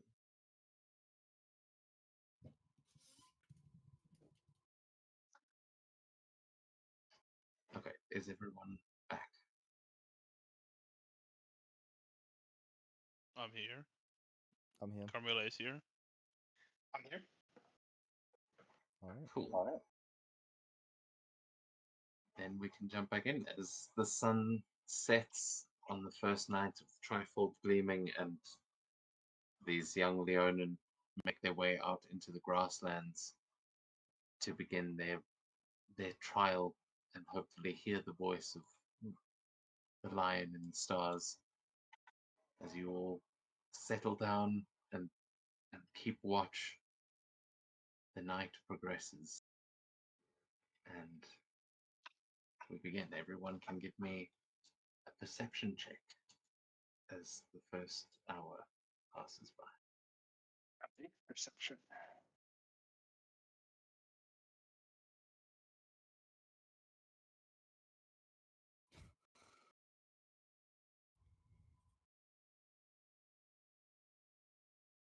Ooh, okay, and that's one there, but some pretty good rolls to back you up. Elves. Yeah, the elves showing off their dark vision as you keep a watch, and Thalgrim, you're kind of overly alert. You're pretty sure you keep seeing things moving around, but you've also been feeling strange since meeting Freya yesterday. It's like that magic hasn't quite shown itself yet, and you feel almost euphoric, like you feel almost high on just you can see better. It feels like, but you're I'm like overwhelmed. yeah, it's almost like you're looking into the Feywild when you look out there, and it's you keep mistaking things for uh, what they are. So they would be. Oh no, actually, that you probably wouldn't be offered the psychedelic meat before you go out and look after the children. Maybe anyone brought a cup of mead with them as they. No, I went on plenty of scout trips where the scouters were drinking heavily. So,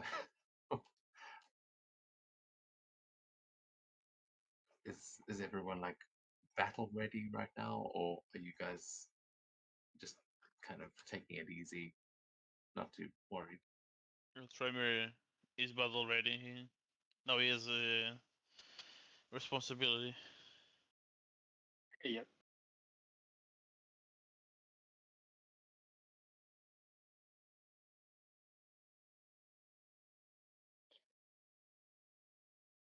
Gotta make sure these kids are safe.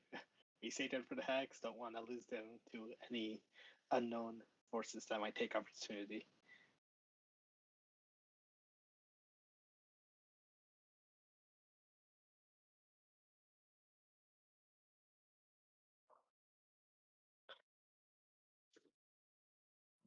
Well, as the first hour goes by, you you keep a close eye on them, and you see these kids slowly go into their sort of trance state. As we go into the second hour, another perception check. Okay. Now, this is I'm stealing a mechanic from Daggerheart for countdowns because the game's got some good ideas. Oh, They also just got new classes. I know. I was reading through them. I oh, honestly, we are on high alert. Everyone almost got over 20. yeah. And with that, you guys will see as you do notice something moving through the long grass, and as you're all hyper aware of this, you will notice what looks like a large cat moving through the grass, and you realize that it is a massive white lion. Thalgren, oh, actually, everyone can make a nature check for me, but Thalgren, you will have advantage. Everyone else would have disadvantage. Okay. This is not something you would be familiar with. Well, I can say I'm familiar with it. Well, oh, wow. 16, 16. Doesn't matter. 14. At disadvantage. For Trimer. Carmilla might be Yeah. aware of it. Yeah, so Trime, you know that you're like, oh, a lion, that must be good for the clan. Maybe this is the voice of the lion that they speak of. But Carmilla, you being a ranger and knowing these lands well, you know that what is walking in here it could easily be mistaken for one of the crag cats that you fought before. But this is something far more rare, and this is almost like a legendary creature that is walking through here that also has ties to Thager, and this is known as a fleece mane lion. As I will drop one down. And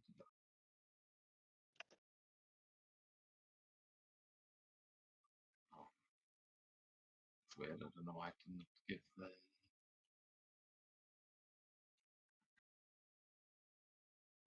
Ooh, 3D. yeah. Oh wait, is that 3D? Oh wait, oh no, that's my eyes were playing tricks on me. I thought it was 3D. not that advanced. um, yeah, but you will see this lion just kind of with this long mane, and as it comes prowling in through the grass, it seems to like weave its way through the kids, and like none of them seem to notice that they're all just sitting deep in their meditation. But this lion makes its way right in, like in between all of them, and Camilla, you are able to recognize that this lion is not a threat. However, Mikkel and Thalgren, there's a lion that just walked right in past your traps and is right in the center of the kids. It's like if that thing moves, that is a big lion, and they are going to lose that fight.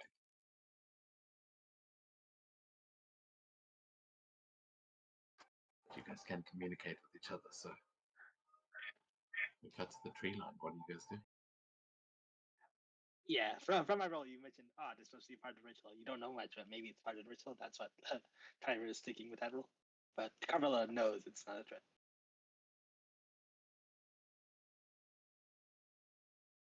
Would she share that information before?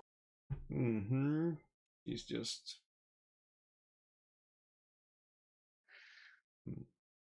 wonder what it is. It does not appear to be a trait for them. So we should keep eye out for something else. Maybe it's just a protector or a spiritual guide for them.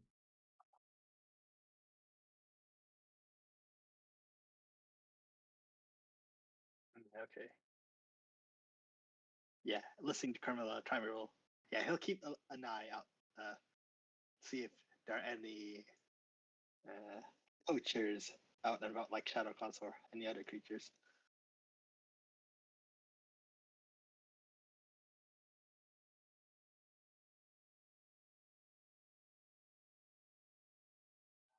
Okay. As Kamala tells you that it's probably just a guide for them. You can make me another perception check as you continue the watch. All right. Let's do this, everyone.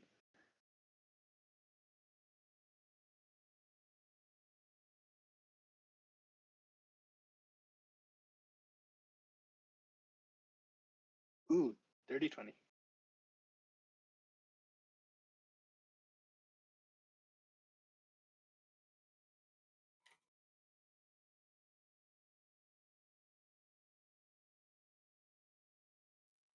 Oh, okay. Commander bringing it up there as yeah, Thalgren definitely not having the best night here in terms of keeping watch, but that is overall a success. So as you are watching, you will notice that surrounding the ritual, you will start to notice more shadows moving in the dark. You see that they are obscured by long grass, but with that success, you definitely notice that there are multiple figures closing in around around here. But at this point, I'm going to say, can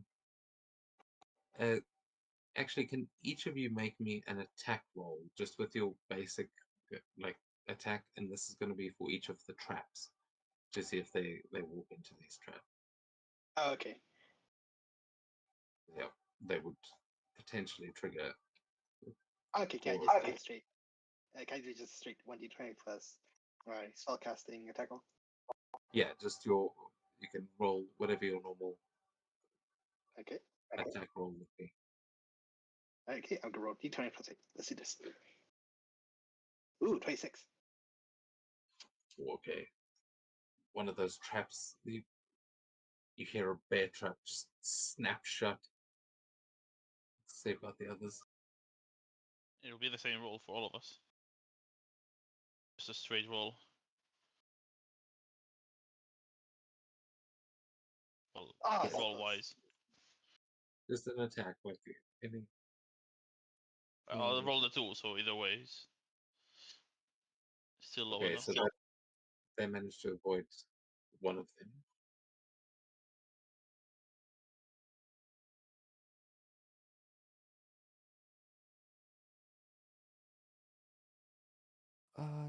Just a straight attack roll, was it?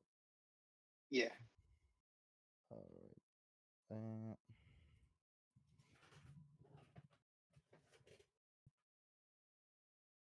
Ooh. Ooh, yeah, you hear one of those snares catching and someone getting stuck. Oh, there's another one. Another hit. As you you hear the rustle of leaves as someone falls into a trap, and I'm gonna say those 3 traps on the right hand side. I suppose that actually makes perfect sense. But this one, this one, and this one have all been triggered. Okay. As you will only you'll hear those traps being triggered.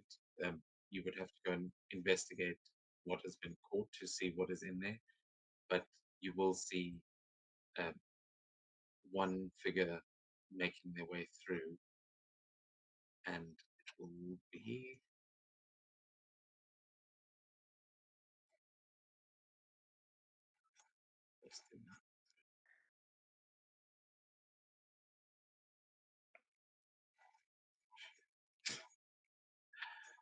uh,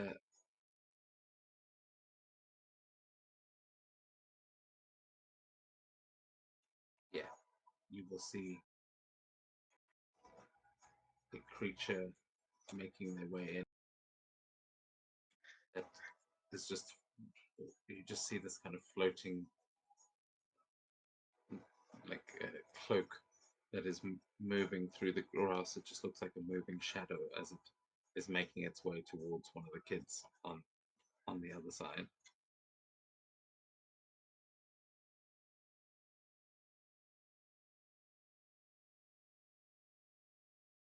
As soon as any of the traps trigger, Falgrim will start making his way there.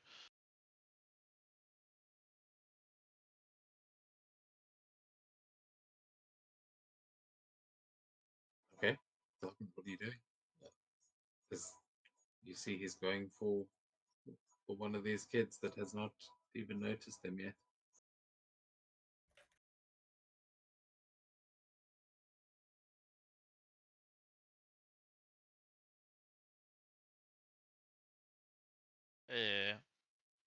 Well, at first I heard the trap, so I'll just normally start like slowly making my way there. But when I see whatever that is next to the child, I'll start sprinting there.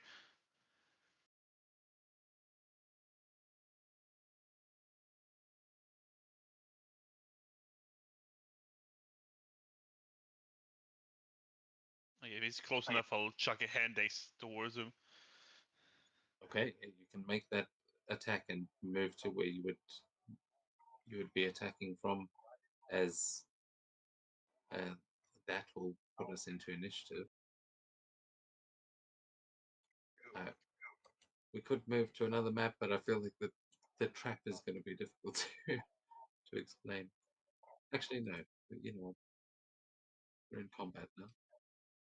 Give me a second. I'll wait. Don't roll the Oh. initiative. Yeah.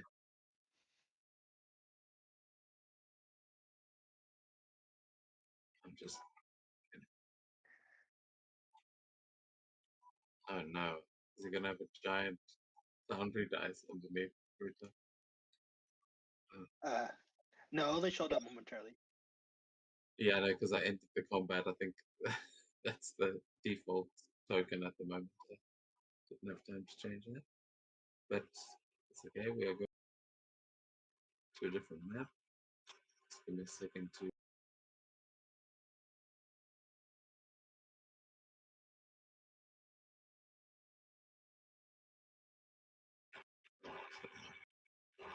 It is making a weird noise.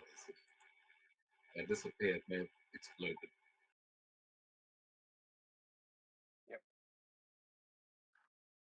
Yep, we are on this different map. Just had to wait for our tokens to be on the map.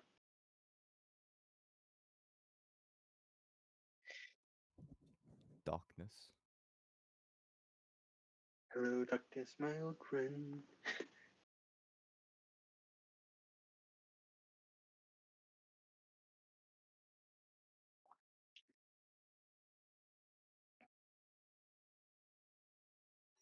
Sorry, my machine is making a very unsettling noise. That's fine. Sounds like wheels turning. Can you hear it through the... Yeah, when you're talking. Is it very bad? It's No, no, not really. the fan. I think someone crawled into it or something. Okay, yeah, give me a sec.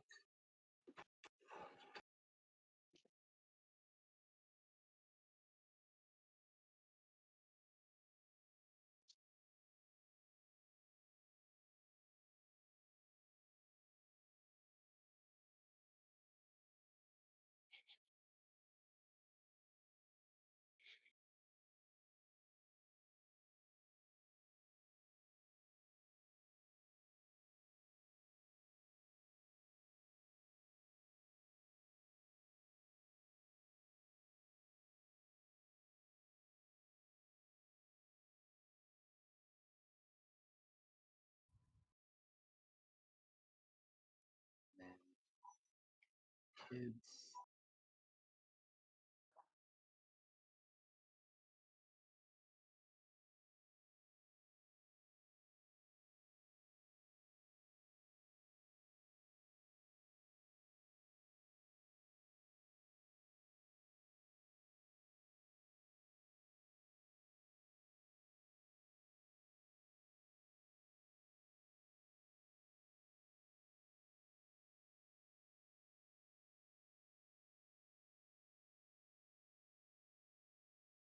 Yeah, that makes sense. Oh wait. So,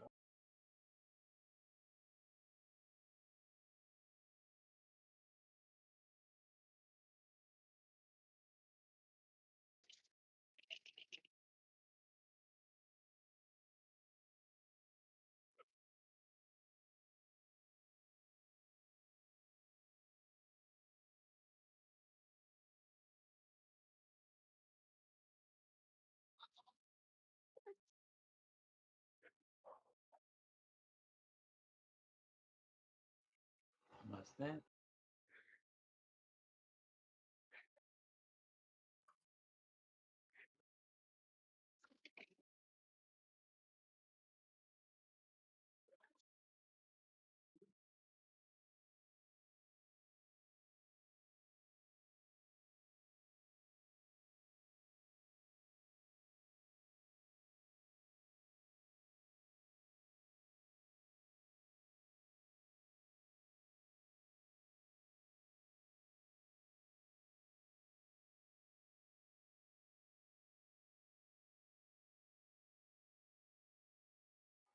Is it like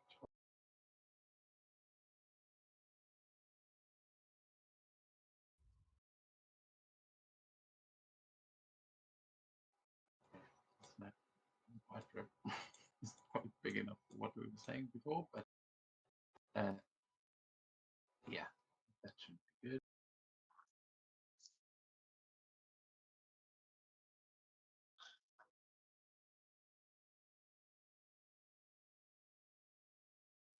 Back and the other.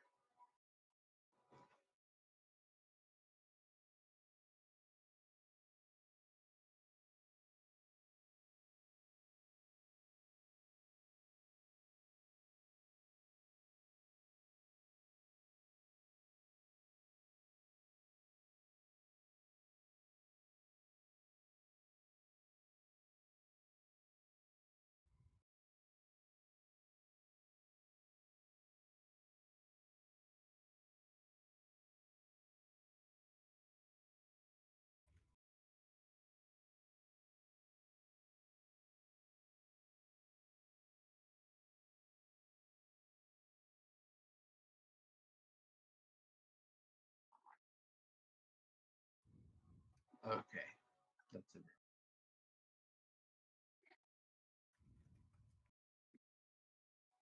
Okay, you can roll for initiative. Right.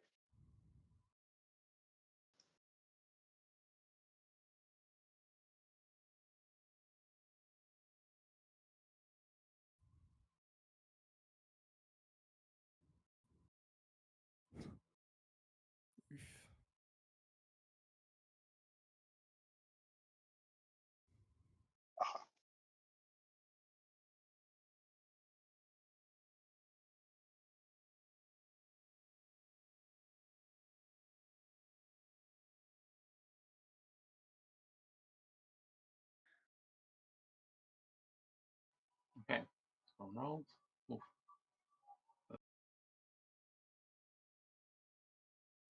Okay, so oh man, I missed Oh. the carousel already. Camilla, you are going to be up first. It's quite dark out here. Still realizing, but can anyone actually see anything? Yeah, Yes. I see the map.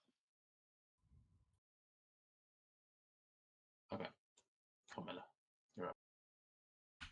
Well, towards the creature we go. Oh, Wait. Which we saw is this one.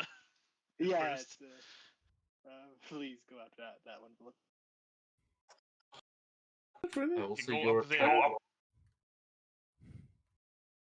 attack roll would have gone off first. Also, Yeah, Eldrin, 14. I don't know if it will hit it. 14. So Yeah, 14. that's Yeah. Yeah.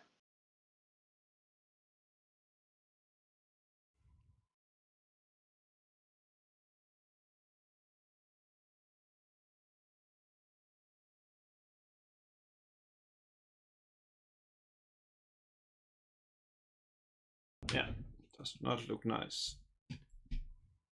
They need to be bunked.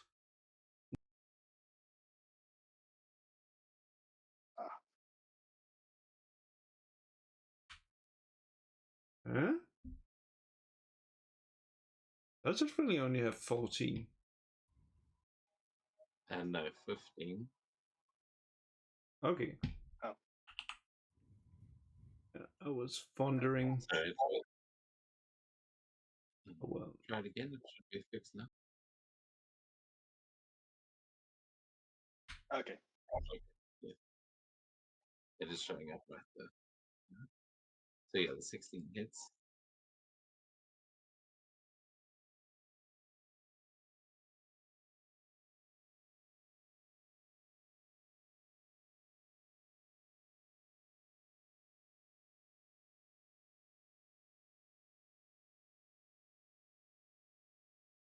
Perfect. Okay, there we go. That demonstrated works. Well, at least get to strike it once. Now we'll just see.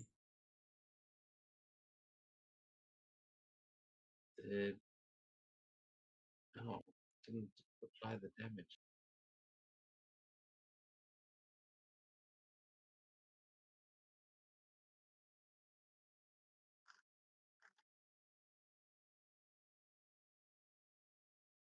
Okay, you are gonna have to call out when you end your turns because I can't see them all the time. But yeah, with that, we go to the Leonin children as they see the kind of notice you rushing out there, and this one is going to freak out and is going to run, try and run, and runs right into the fleece mane lion. As you hear a child scream from just kind of echo from the grasslands. The others also seem to be alerted now and are in danger of running in the line of your trap right now as everyone's beginning to panic. But the vampire is distracted now by I wonder if they recognize Carmilla as another potential target. yeah, absolutely. they are going to go for Carmilla here as they just got cut. I mean, I know why you're asking, but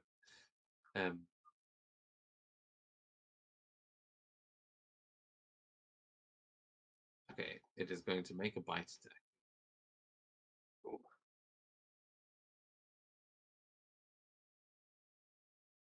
Ooh.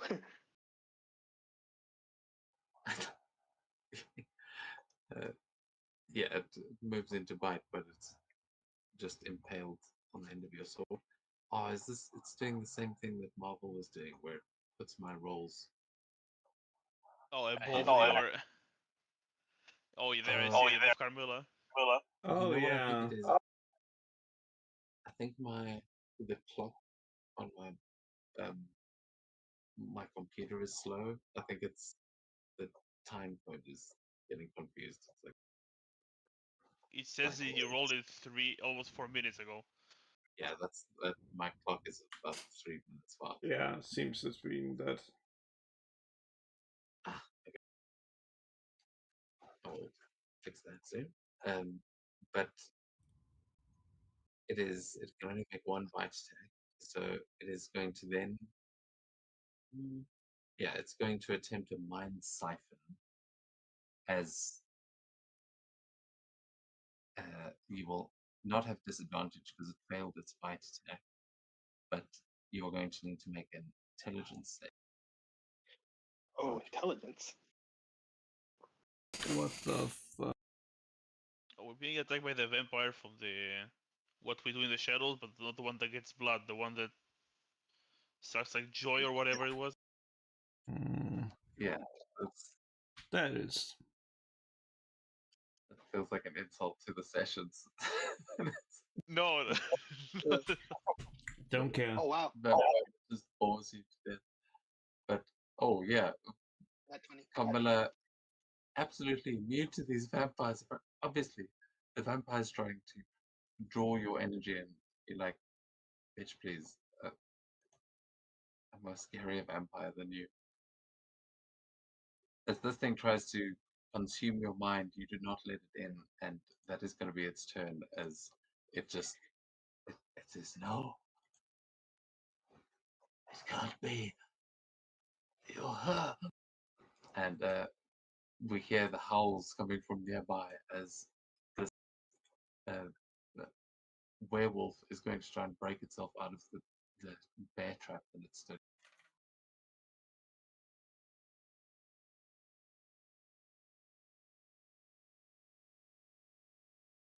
Oh, actually,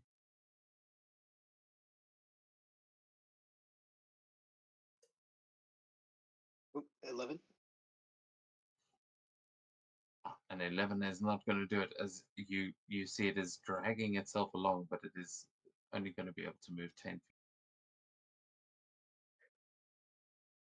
As it is kind of caught by the leg. Selgren, we go to you. Well, the kids are in danger. Not on my watch.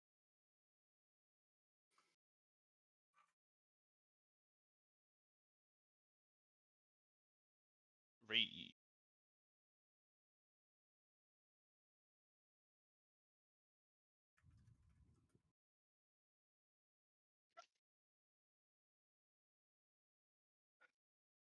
Okay, it might not apply things properly.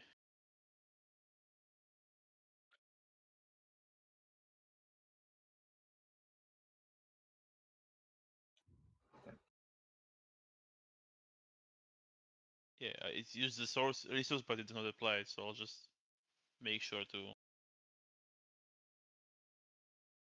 Unless I need to target myself, let's see. Maybe that will. No. I can apply. Yeah, that Okay, there you works. go. Yeah. It's There you also go, not Mage's on your automatically doing the damage. I have to click apply. I'm sure I just have to. That's probably just a setting. Okay, Fix that I'll one. charge as a giant werewolf. Well, giant, big werewolf. Attack it. recklessly. Yeah, you're right. But yes, let's go. It is technically grapple. But we'll say, oh, of course. Oh my gosh! There Oh you my. are, Axe. Oh, Hagrid has got to be the luckiest character we've ever had. Yeah. I don't see. Oh, the 12 isn't playing. The crit damage, I meant. Yeah, it's fine. Did it properly. 32 for the guy.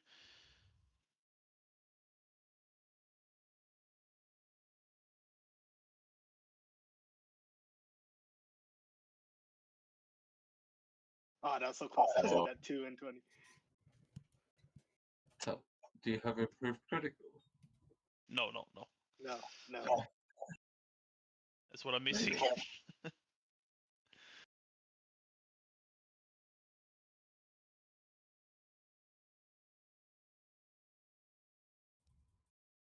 and the less attack.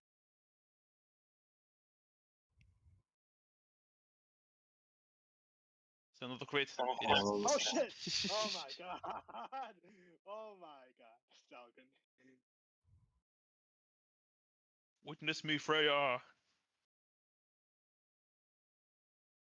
Jeez, we didn't even have to give you the buff. Freya's working through the dice gods. Give me improved critical, Freya.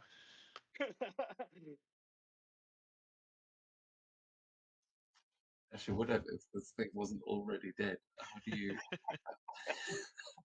This thing's dragging its leg with a bed attached to it, and you just run in and decimate it. What does it look like? Well, it's first just charge straight forward and smack it, like swing to the side of his body. Then I attack the leg that is not attached to the trap, and then I just another attack straight to the head.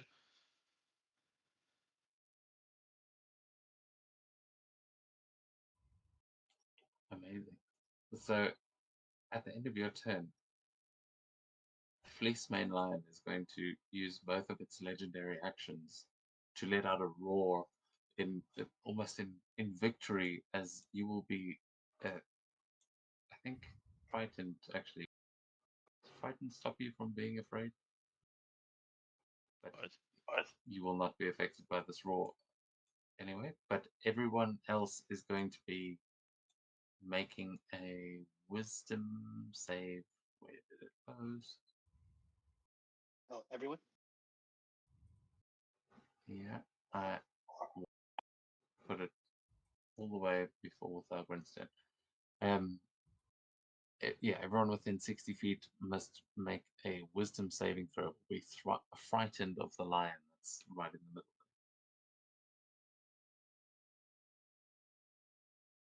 It's everyone, literally. Yeah. Okay.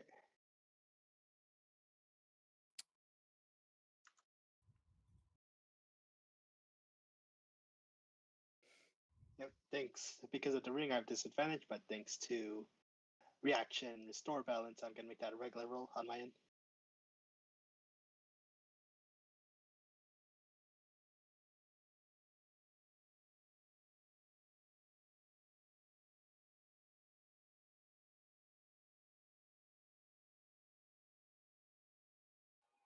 Okay.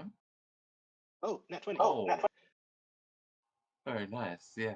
Thalgrim not afraid at all, as in fact you see in the middle there as these children, some of them are now crying and screaming and terrified.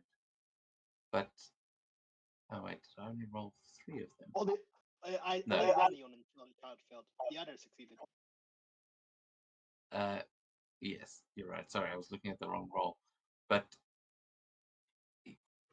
yeah, so the one that just ran up right on the lion sees this, it roars right in his face and is screaming, but the others like all kind of look up as if they all think they've heard the voice of the lion in the stars that they were waiting for, as they're looking around. Did any of you fail that check? No. No, of course not. You're scared of a lion. This lion about- is going to, because this little Leonin has shown, is going to use its action on its to clamp its jaws down on the child. And, oh, but this is really annoying having to scroll up. Sorry. Yeah, same here. Trying to look where it is. I don't even know. Did roll. I'm not seeing it. Okay, got the 17. It's like after Dalgrin's turn. Oh, Before wow. Carnell's Okay. will Yes. save. Yeah, 17 is obviously.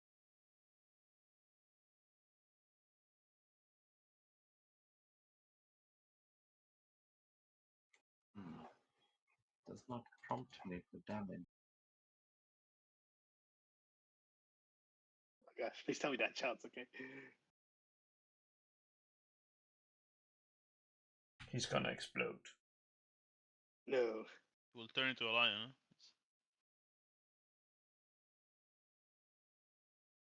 Oh, what was that roll for? I'm Oh, trying okay. to get it to give me the damage. Oh, okay, got it. Yeah, yeah, I see that check mark of the attack roll. Oh, this has got a crit. Oh no, that was just a hit. No, yeah, that's just it's just 17. Oh, Okay. okay, minimum. That's good. Minimum damage, which. Okay, so Okay. yeah, the child.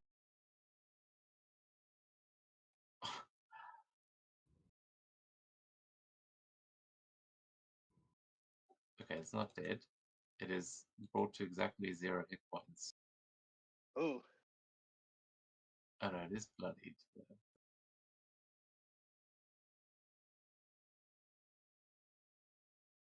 Let me apply these things as it is not unconscious. Sorry, all of the everything's different.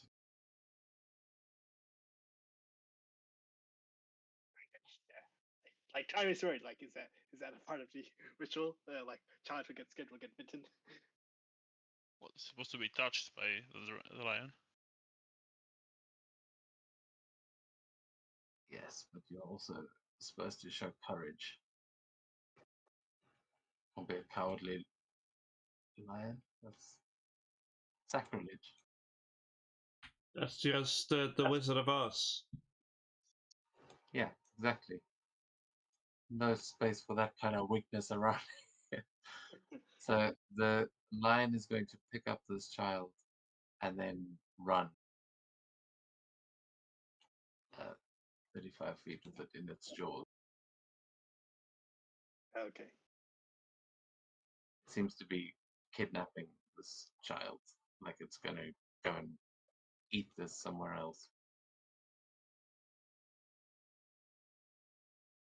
That is the policeman lion's turn. Is that this other guy is caught in the snare? He's going to have to make a dex check. Okay, wait, that was a saving throw. It shouldn't have been that high, but still rolled pretty well. So I'm going to say he manages to get out here, but he has half movement.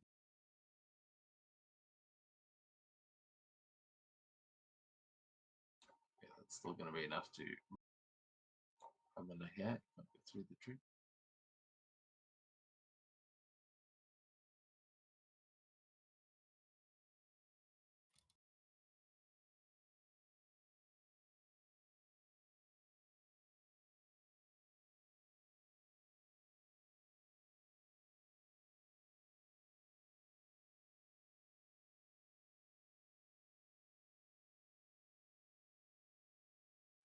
Okay, it makes 3 attacks at Kamala there. That is an 11, a 26, and a 17 to hit.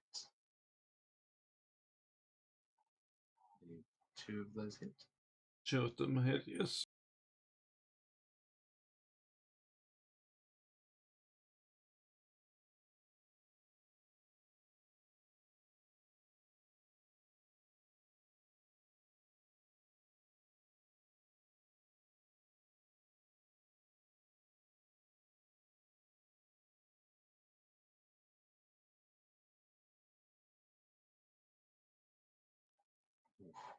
Okay.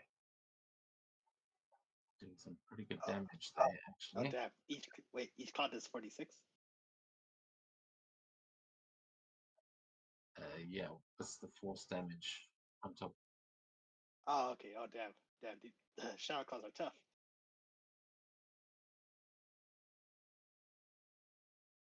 Yeah. As this one comes running in and slashing with its claws.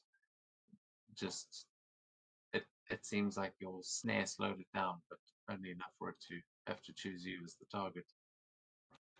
Yeah, that brings us to you. I Yeah. will say you can get creative with on this map where those mirrors are, because you have set them up to have a pretty good grid. Yeah. So could I activate them? I'll, Some. I'll tell you what, you can make me a check, like you can make me an Arcana check to see if you can ricochet it into all of the enemies. We won't Yep. worry about the exact trajectory on the map, but Yeah. this is to see if you can pull off the trick shot and angle it properly. Okay. Oh, I'm gonna use magically like I said that. I don't want round that one to hit our allies. No. Yeah, Triangle stands in front of the mirror again. Just Okay, there you go. 22. okay with a 22. Yeah, you see that they haven't walked exactly into the position that you wanted, but you are able to re-angle and predict the trajectory here, as you think that you can get an angle where you might hit the fleece main lion as well. But Yeah, I actually want to do that though because I don't know Okay. if that's part of the ritual. Or... yeah, so you are not you're kind of avoiding the werewolf in favor of hitting the lion, but you Yeah. should be able to just avoid Carmilla as well. Yep. Is that like an action or bonus action or free action to do? That was just to see if you can pull off the trick shot, so that was free action. But now you can actually make your attack and tell me what you're sending towards him. And you can Oh, actually okay. see off the lion. He seems to have disappeared into the grass.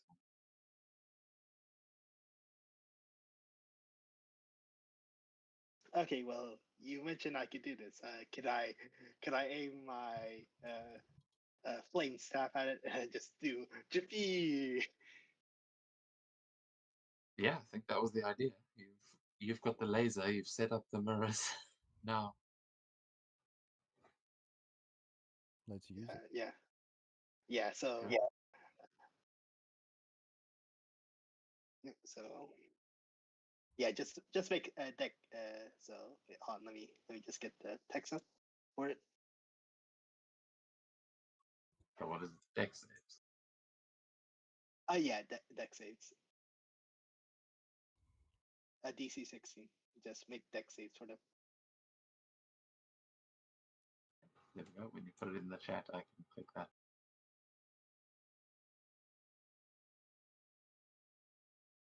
All right, I got it in chat.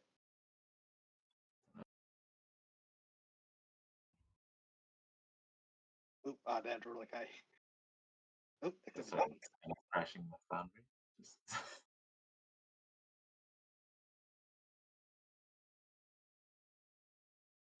okay. I think the rolls should be in the chat, but foundry Yep. crash. So Quickly refreshing. oh no, I see them. So the lion succeeded. The Slacer Beast succeeded. The vampire failed. The Leonin succeeded. So I shall roll 8d8.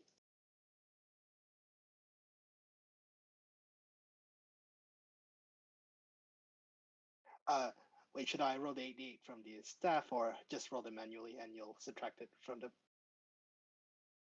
You can run it from the start. Oh, okay, got it. I don't know, whatever works. If it rolls properly from the item, then you can use that. I just had to refresh. That's why I can't see. Yeah, it's because of it's a unique shape of it. I think I have to roll manually. I think. Oh, because it wants you to place the template. Yeah. Yeah, You yeah, can roll yeah. manually then. 7, 8. Yeah, so only the a vampire failed, so 8, 8. While the rest succeeds, so it's half damage. Ooh, 34. So 34 for the vampire, 17 for the rest.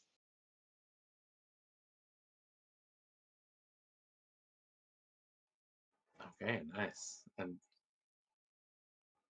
yeah, do you want to describe so, what this looks like as I'm just loading in? I'll apply that.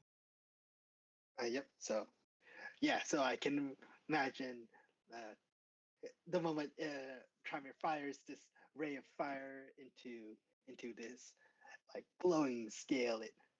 You see a bright light just reflects off, and the flame going into another direction, and then like that goes uh, into like another mirror, which then reflects off, hitting the vampire, but nearly grazing off the Leonin, and then heading towards the lion as well. But then it also reflects off another scale, hitting some.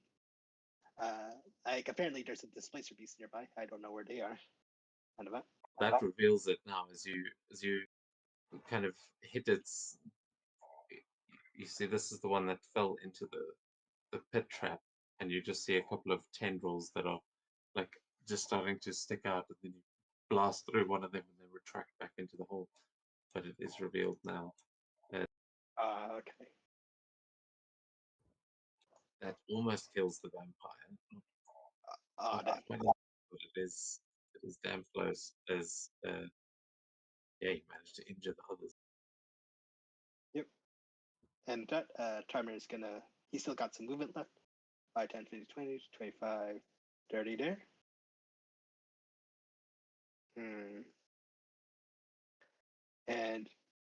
And yeah, he'll bonus action. He's gonna use getting my character sheet out. Spell is Misty Step. Teleport 30 feet. And I can teleport up to here. Boom. Oh, has your token disappeared? Yep, it should be next to the Leonin child. Do you see Yeah, the but I dice? mean, can you actually see your token, or can you just see the dice?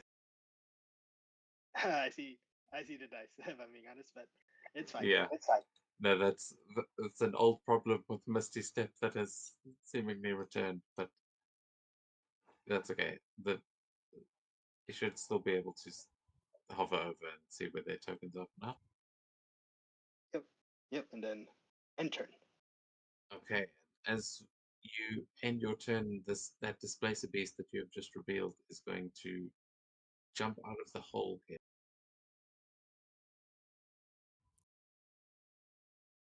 And is going to leap like right over you and just land behind as one of those tentacles on its back is going to lash out at you, Trymir. But it is making a multi-attack here as the other one is going to the kid next. Oh no, that's why I was here. I wanted to protect the kid.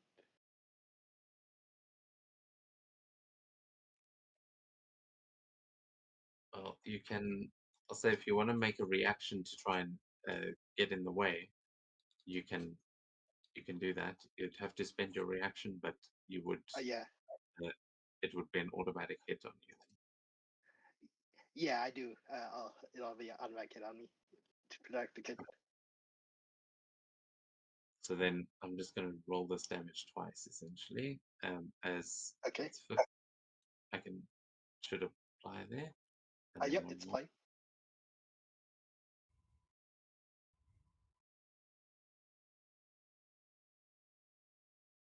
Ooh, that's high damage. 19 on the second. Yeah, so this displacer beast lands, and you just see these two tentacles whipping out. But Trymere heroically dives in front of this kid, takes a displacer beast tentacle, just the teeth on the end of it just tear through your robes, and yeah, that looked like it hurt. Seems you're bloodied now, right? You Yes, I am. okay? Well, now everyone can tell where you are by the blood splatter. So that's Yep. something. Currently, we'll say you're hidden in the long grass. So that's why we can't see. Yeah. Mikhail, we go to you now. As Yeah. you've seen that your trap be activated and work quite well. Why I'm elated. So therefore, I shall also join the fray of combat. And how do I do that best? By casting Shield of Fate, of course. Yep. All faithful. Ye all faithful. The Alright. faithful shield of fate. Exactly.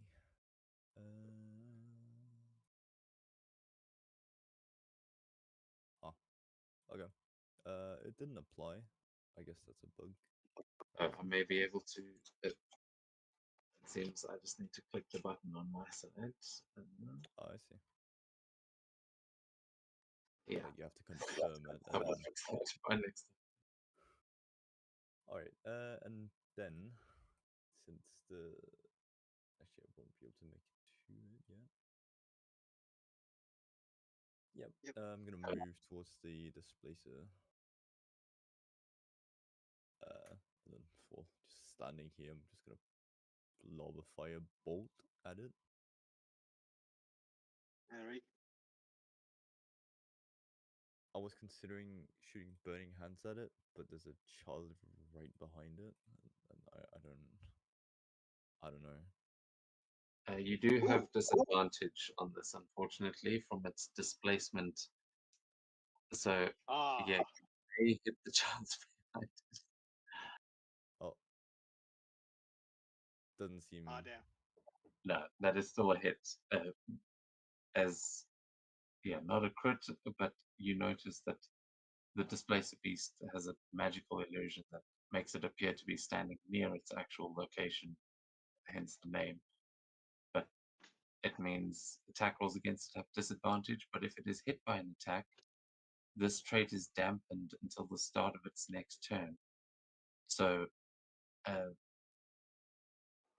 yeah, that you can now see where the real displacer beast is. Yep. You can roll your 2d10. Sweet. For a whopping 5 points of damage. Still damage. Yeah, but you've revealed it, so the attacks against it don't have disadvantage until its next turn. That makes sense. Yeah, I think that'll be my turn. Okay. Yes, you guys start taking on the displacer beast. Camilla, you've got a very weak-looking mind drinker vampire in front of you, but that shadow claw has done some damage. What are you going to do? Take out the lesser thing first.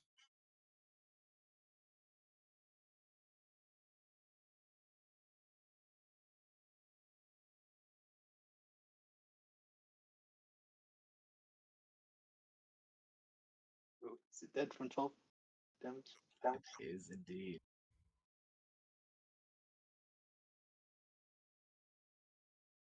Time. Nice. Switch tactic. For a moment. If I find it usually. Is not that one.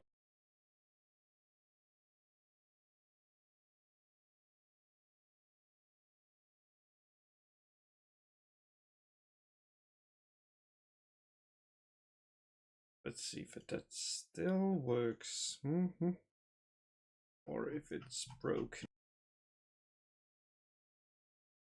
Oh, seems to work.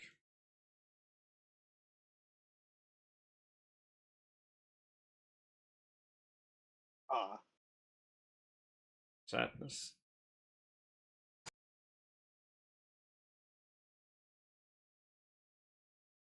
It probably still misses, but it did not add your proficiency when you Ooh. did the bite. Doesn't matter. Yeah, not saying it yet. The bite was just a distraction for the real attack. Exactly.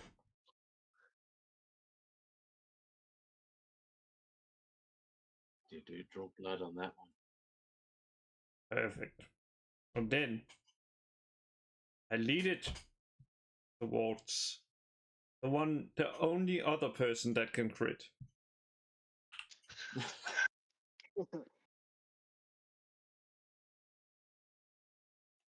Obviously, we gotta hit the casinos, but just sign in as Dahlgren. I'm pretty sure he's in I'm pretty sure he is in that book over people that are banned. Yeah. As we go to the children, one of them is still in the jaws of this lion, and one has just been saved from a displacer beast. This one is going to disengage and run away from the displacer beast, but is also running away from the town. So is going to scramble to their feet and run off in that direction. As the other ones, yeah, this one is actually.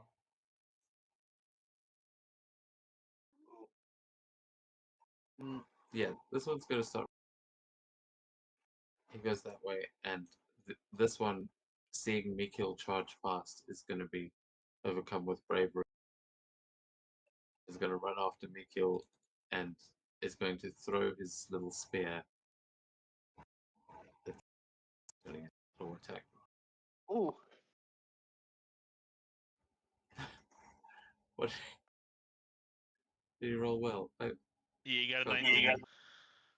Hell yeah. Yeah, and it should not have disadvantage because He rolled with advantage. Oh, okay. Oh, with advantage. Oh well. Don't know No, why the I did first that. roll was a 19 either way.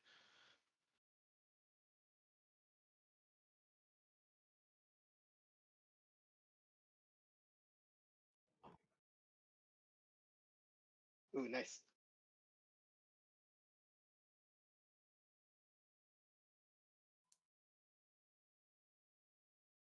That was 6.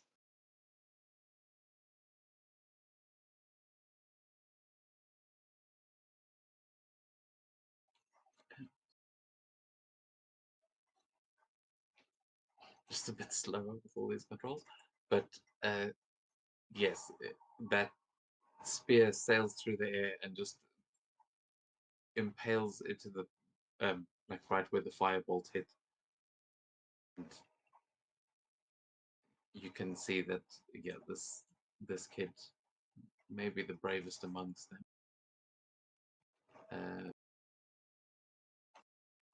As yeah, that one's unconscious. The vampires, the werewolf is dead. Thalgren, we go to you.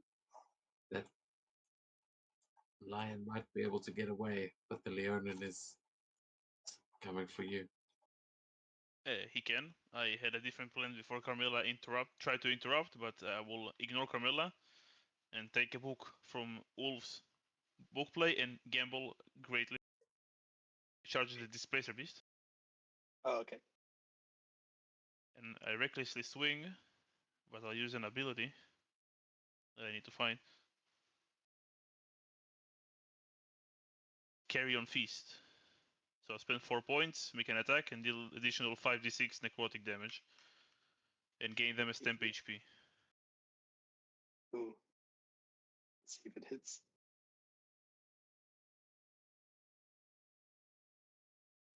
Yeah, without its displacement, I mean, Question: will it Question, crit or will not? It did not crit, but damage. I thought you were saying damn it. I was like, you can't complain about not critting after you. That's- 10. There we go. Ooh, max on the Great Axe. I realized it's because you've started DMing. You've got the I've had that as well. Like the past few characters I've created, like I roll an 18 on all of them, and I'm just like, okay, thank you, dice gods. It's the good karma you get from running games. But holy Well, crap, 47. 47 and 17 of it is necrotic. I'm not sure if it's like resistant to something or. Oh, it's near death. Yeah, that is close to killing. But that's my turn. Oh, bonus Oh, action. you don't have it. Oh, okay. Okay. No, it will put me out of its reach if I move there. I'll like the move out of its reach here.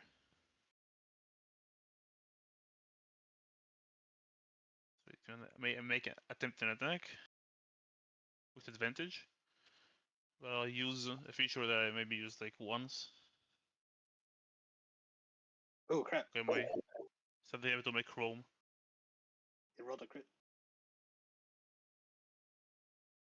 Did roll a crit. It's a 26, so I didn't have you targeted. Yeah, it's also something managed to crash my foundry, and everything is black now. Oh god. Yeah, the same thing happened to me just now. It's okay. While I get it to roll damage. I will. Yeah, you'll damage. I'll use Daunting Roar. Okay, it's 50. Okay, 10 feet. I was right.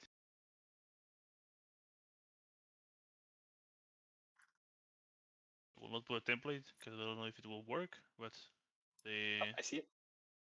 the Onin and the Displacer will need to make a Wisdom save or be frightened from me. But how much damage do I take? 28. I applied it already. Okay, I get 8 the temporary hit points. cool. And that's my turn. But yeah, they'll need to make Wisdom save both of them against being frightened. And I'll give Foundry a quick refresh.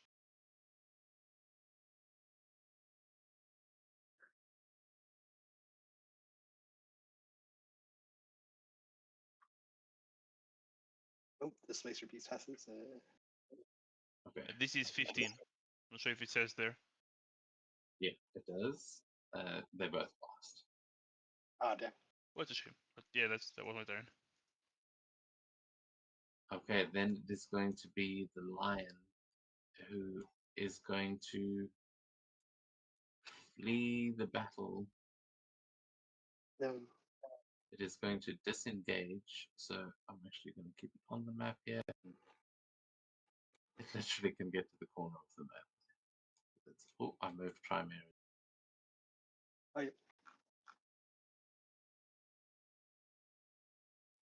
You're meant to be down there. Okay. So yeah, the lion disengaged, so it is as the Leonin. Like hears the roar, but is ignoring the Thelgrin as he goes, "Oh, trying to hide from me, are you?" And comes running at Kamala with his axe.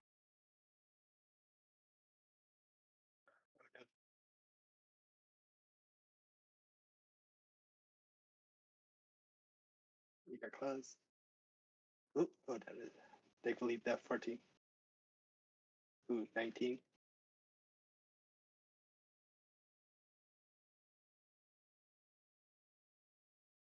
Only one hits.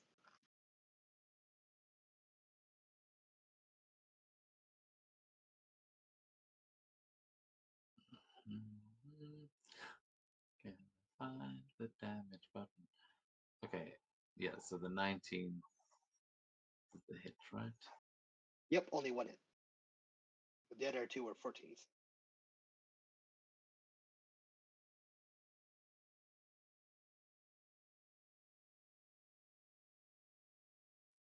Well, I'm very glad I figured out that it is the clock that is the problem, because this is ridiculous.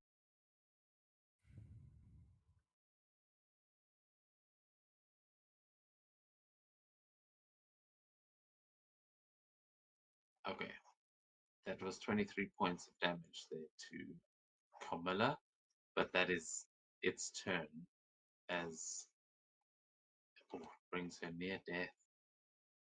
The Trymere, we go to you. I'm gonna move this out of the way so you can select. But yeah, Trymere. The lions run off in one direction. The displacer beast is still alive behind you. Okay. Hmm. Oh yeah, the displacer beast already used its reaction to like strike Dalgan, right? It did. Oh, okay, yeah. So yeah, he'll really move away and move towards the beast here.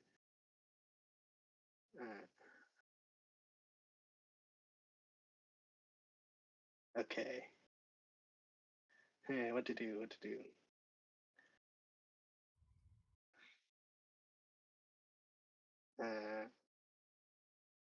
Hmm. Seeing, wondering what spell I can use.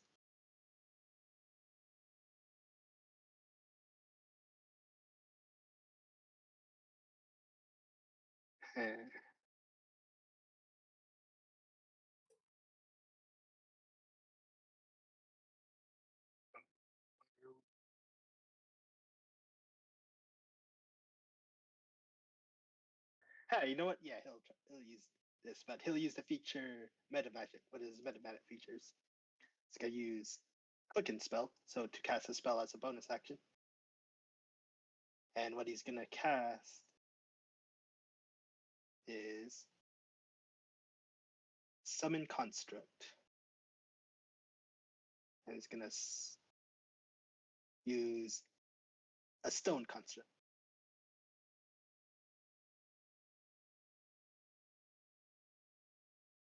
So he's gonna summon that.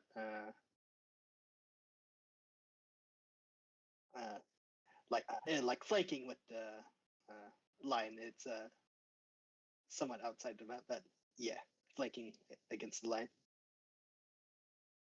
Yep. Yep, and I still got my action. I'm gonna use and because my construct is flanking with the line, he's gonna use Shocking Grasp with at advantage. Oh wait, I didn't target the line. Let me do that. Target.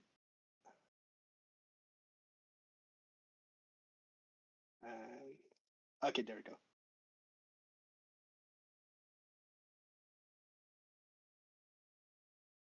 Target at advantage. Hiya. Oh, I think my foundry crashed. Oh wait, no, it's just Everything went black. The map is black, right? yeah. Yeah. Okay, got it. Oh, but I tried to change the stone constructs token. I think that's what made everything. Yeah. But yeah. So do 2d8 damage. So I Can no so I one one hit. see? Yeah, 21 hits. Oh, I do 9 lightning and oh yeah, I'm gonna use my Suncatcher staff. So basically, if I hit with a spell attack, I can spend up to 3 charges to do a d6 radiant for each charge strength. So I'll use all 3 charges to do 3d6. So I did 9 lightning damage for my shocking grass and 3d6 radiant damage here. Oh, 10 radiant damage to the line.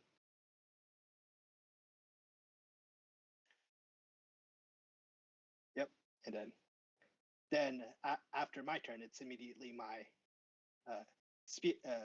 stone construct's turn. Yeah, Gonna so make a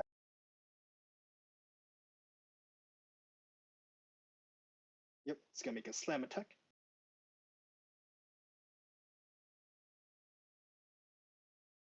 So normal attack. Oh wait, oh no, it's flanking. It would have had advantage. Let me roll. Yeah. Like it. Oh, still 15. This is 15 hit. it does, yeah. Okay. This is a D8, a D8 plus 8.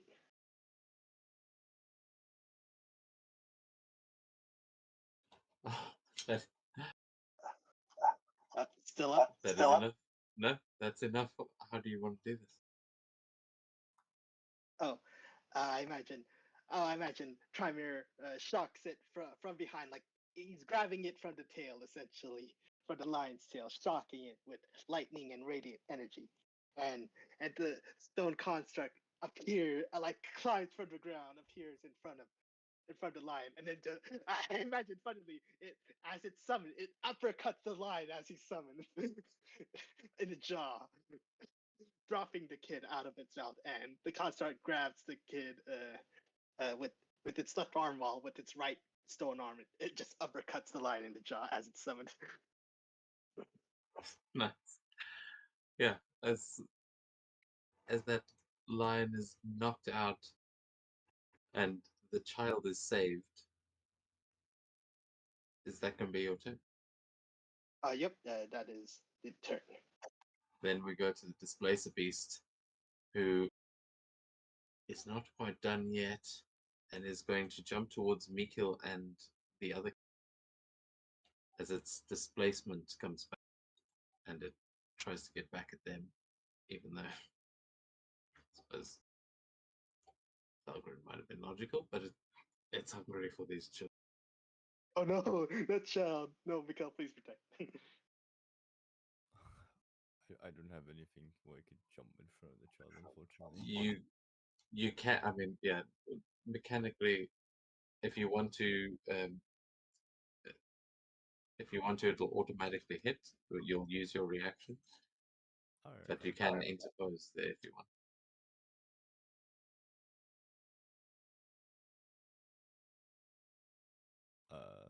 Sorry, did that hit the child? Well, that depends. Are you going to use your reaction to Yeah, try? I'll jump in front. Okay, well, then the one that I rolled will be the second attack it was going to make against you, which would have been a miss. So it's auto hitting on the one that where you're protecting it. I'm going to roll damage. Come on, displace a beast.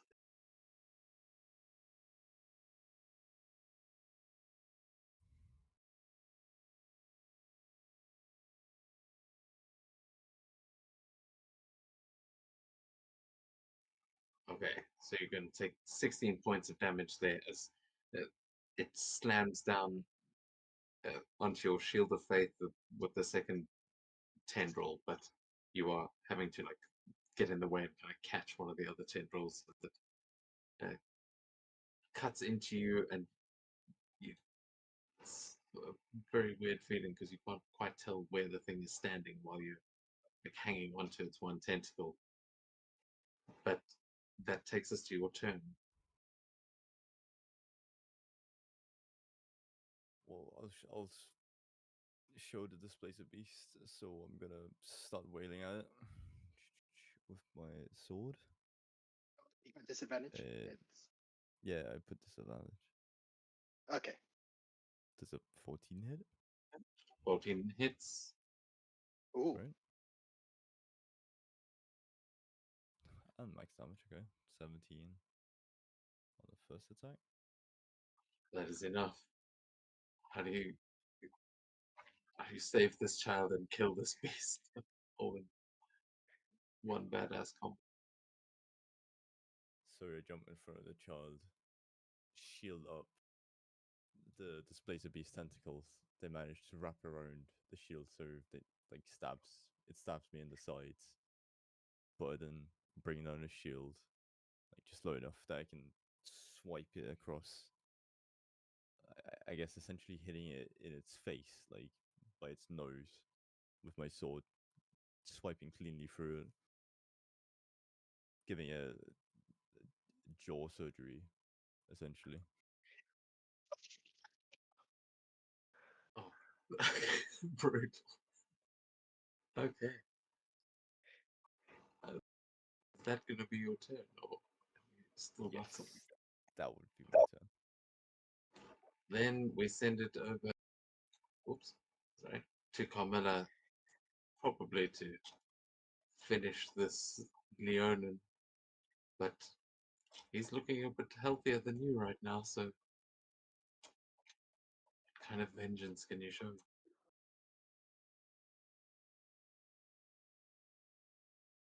Not much, apparently. Yeah, it's like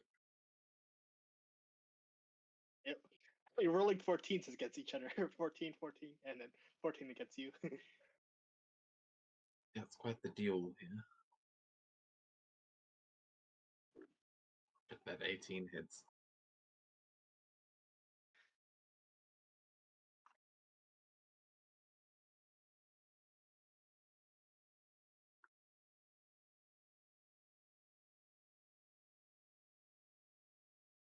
Oh no. Why? Because now it's time for the ambush tactic.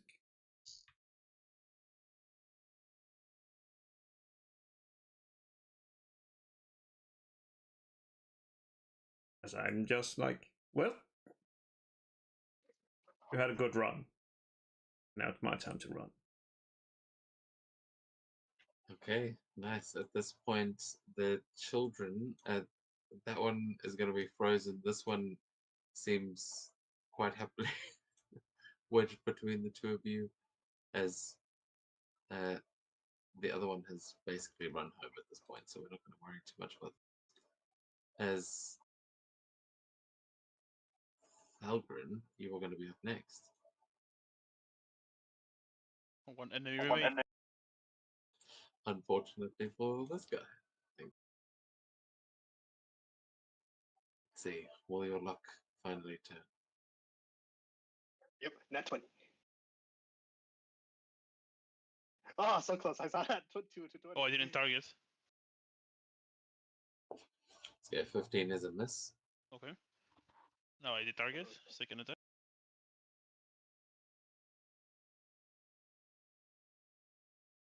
That would Ah, also miss. Just missing on that. you used Well, up that's all me. the. You used up. Look. Yeah, this guy is fighting for his life. Yeah, actually, at this point, as we go to his turn, he is going to make his attacks here against Thalgren to try and fight him off. But all his allies are dead. So that claws. Was that? Did you attack recklessly? Yeah.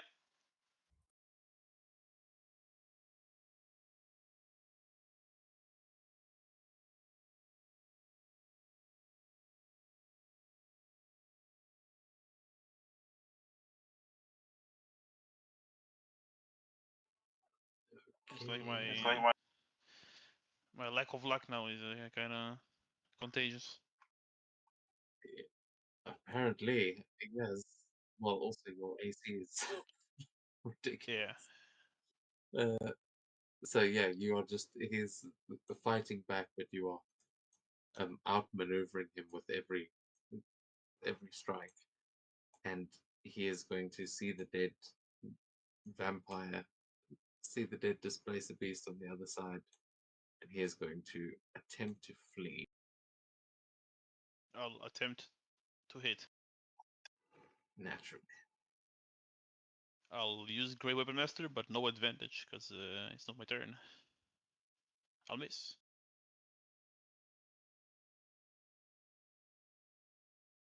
Okay, well, I'm gonna leave him where he is Yeah. right now. But you start seeing him. He's like he's booking it. He's about 20 feet further from where he is, but we don't have to worry about too much range right now. You can see the kind of open grasslands at night, and you just see him trying to escape, but he is badly wounded. There's like a trail along the long grass as he's just kind of hobbling away, trying desperately to save his own life. Let's try me. We go to you. Your construct with the kid under its arm. What do you think? Okay, I'm wondering how far is this? Yes, 20 feet further than that. He's within range of whatever you're trying to do. Unless you're running up within melee, you might be a little bit far for that. Okay. I'm gonna attempt to use first use meta magic feature.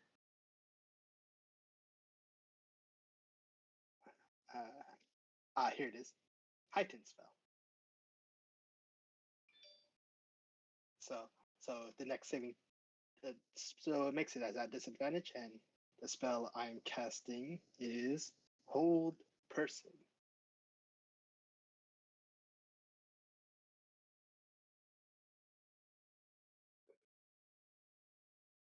Yep, I actually use concentration with the construct if I use this. The construct just gingerly puts the child down and then just like gives a salute and then just crumbles. Or thumbs up, like Terminator style, like you. Yeah, last little thing to crumble is a thumbs up. Yep, and makes a But- saving throw at disadvantage. Wisdom.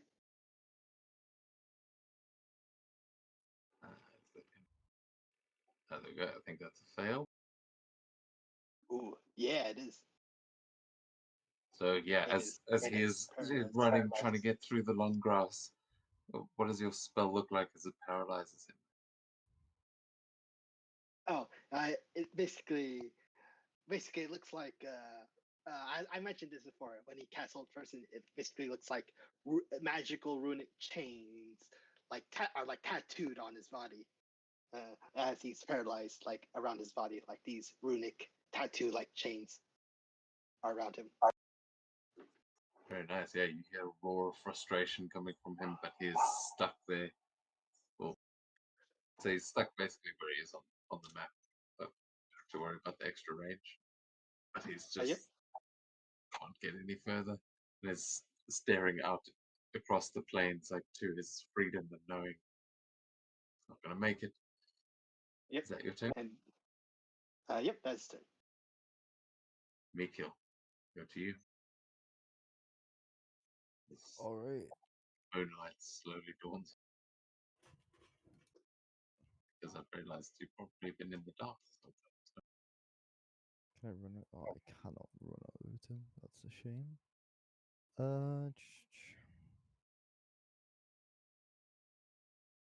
But what I can do is actually wait now.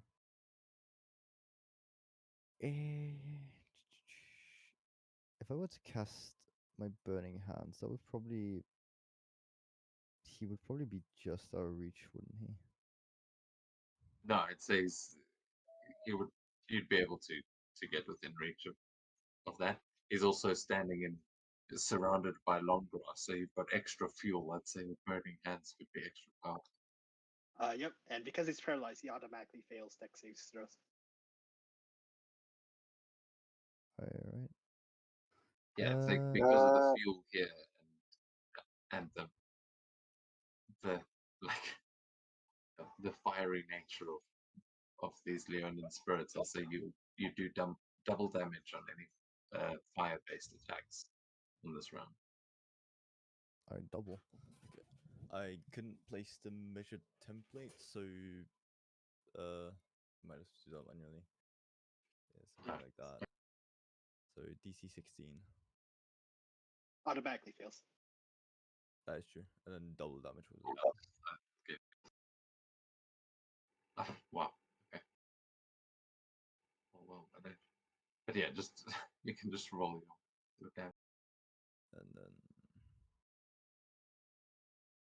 double damage. Let's see. For 19 points of fire damage. Is that you rolled mostly once on that hit? Yes. 6 ones there. Yeah. Well, I have like inverse luck of Fulgrim. I mean, so you don't kill him, but you do set him on fire as he's now held in place, and his fur begins to burn as you hear the roaring screaming of this Leonin as it is like all of that hair is burnt away, and it is horrifying to look at. But No, he's burning to death. yeah, there's nothing it can do. He's got 6 hit points left and is just waiting to be put out of his misery right now. Is that your turn, Mikhail? I would, before I end my turn, I would just say to him, I could end your misery. You would just have to get closer.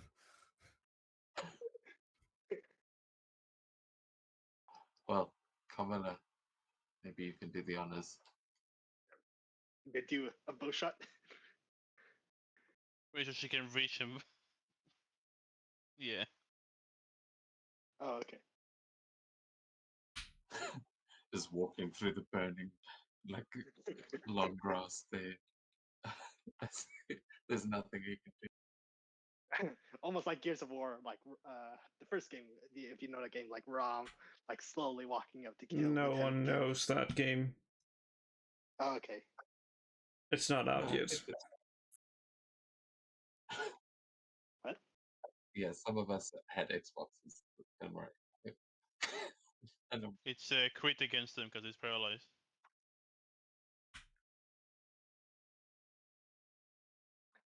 So it would be +8, so 14 on the first damage.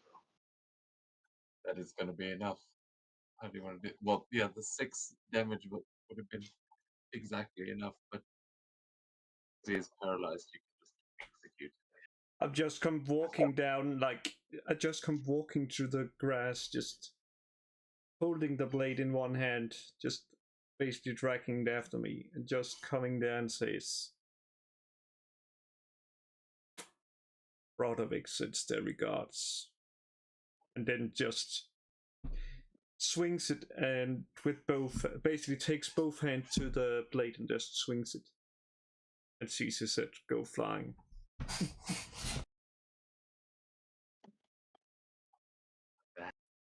We are brought out of combat. And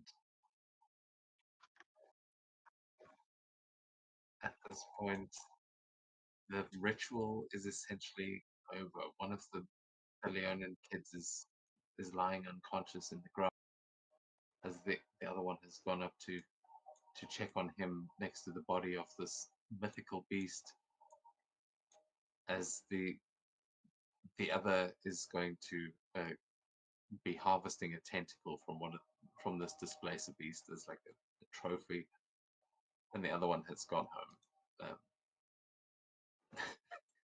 He has failed his trial for sure, but you all stand alive as I'd say the spell is powerful enough to not have immediately caused a forest fire, but if there's something you want to do to prevent that from happening. you Yeah. can. Yeah, I can do that with my Ryan's Binding Frosts. Basically the opposite of Burning Hands. Yeah, you can just invert the fire to ice and put that out fairly easily with that. But yeah, it seems like it's about 11 o'clock. It's an hour till midnight, which is when you were supposed to be back. So you have the surviving kids here. They're all alive. But, Yep. yeah, I how wonder- do you I wonder- end this night with them? I wonder, is the lion unconscious or is it dead from my denying damage that my stone construct uppercutted it? No, I'm pretty sure it was dead. Okay. Did I say it was unconscious? What? Did I say it was unconscious at the time? No. Yeah, I no, was I just think. double checking. I mean, were you trying to attack it non-lethally? It was bludgeoning damage. You could have been non-lethal. I'll roll a d. What? Like, I'm wondering, should I roll d20 to see if it's like even it's not non-lethal odd. It was lethal. You think can I should do do that that? if you want. Okay. I mean, it's just up to you. But yeah, you can't decide. Because it seemed like this creature is part of ritual from his earlier nature check, so he's so even it was a non-lethal. Oh, okay, yeah, it was non-lethal.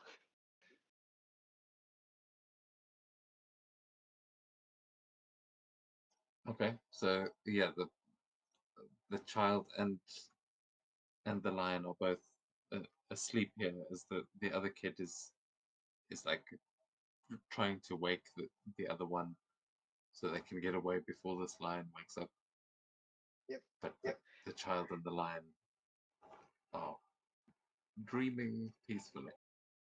Okay, yeah, and with that, Trevor's gonna say, "Hey, looks like we got a rare creature we can deliver to the king of the Eldraker court."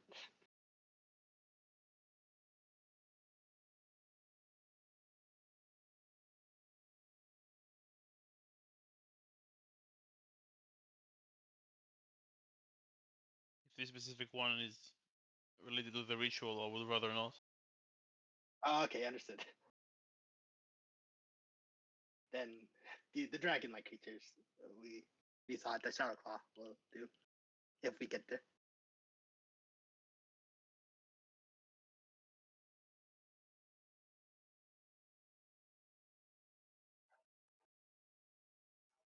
Valgren, if you want to make a religion check to sort of infer the significance of that creature, you can, but it's up to you. I would not, because I would still not rather the court have it, even if I know its purpose. I'm just saying it need it for the ritual because I don't want it to be there. Okay. Okay, then Yeah, that's that's an in-character reason. I know. Yeah, I was just saying if you do actually want some lore on it, but yeah, Oh. it is perfectly reasonable. Yep. Yeah, Yeah, because I mean, I'll- you all know that this is exactly the kind of thing he was asking for, but that Yeah, I have no definitely idea. it's force is best not tampered with. Yep. And Trevor's gonna take the unconscious kid and we're gonna escort the children back to the village. But first, I imagine we're gonna check the body of this vampire, see if it had anything on him, like any messages or written orders. You can give an investigation check. Okay. Investigation. Here it is. Roll. Ooh, 18. You would find a bunch of notes on it, but you very quickly realize that two of them are spell scrolls. One of them is a spell scroll for the sleep spell, and the other is for gaseous form. Oh. Seems like they were going to knock them out and disappear. Which, yeah, you wouldn't find. Yeah, with an 18, you would just find those two. You can infer what you like from that, but it doesn't seem like he had any written orders. Okay, got it. Yeah. But I can pop those onto your sheet. We'll see if that still works. Yep, go ahead.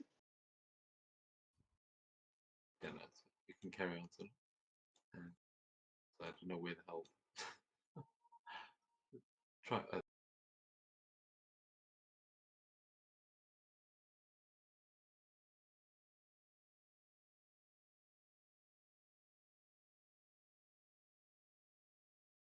Yeah, I'll tell the group just grab the kids and get them back to the village. I have to wrap something up, and I'll join you soon. All right.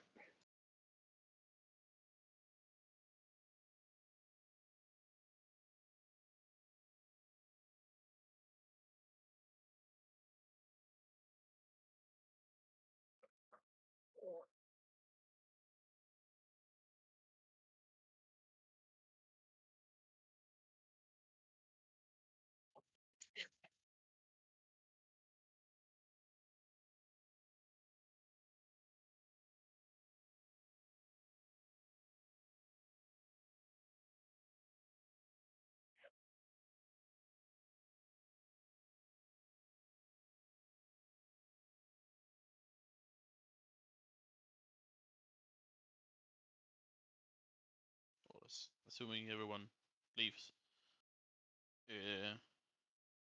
Thorgrim will start. He'll grab the. We'll start with the werewolf, and he'll build like some sort of those totems, like you build in some sort on in the forest game, to keep those cannibals away. Yeah. If you played. Yeah. Oh, yeah, I know. I'll make it out of like all of them. Ooh, yeah.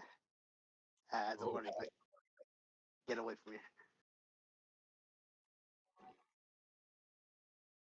Okay. Yeah, you can roll me an intimidation check to make this. Ooh. Ooh, come on, come on. Ooh, yeah, that's decent. Yeah, you leave a totem of warning to these shadow claws that might try and interfere with any more of these trials, and yeah, you have definitely left them a message here as the light of Isaru shines down on you all, and you manage to get the kids back, having seemingly it's considered that at least one of them has completed their trial here, as they managed to survive the night. But as you make your way back, and the clock strikes midnight,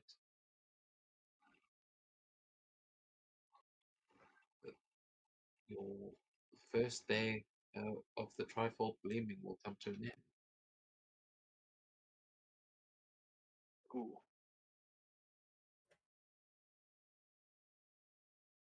Nice. Move us back to the tribes. Yep. You can, however, as you're making your way back and you've taken this kid back, try me. You can give me a perception check, or a perception or medicine check, actually, as you kind of make sure that this kid is not bleeding out. Okay, so yeah, I'll make a perception check.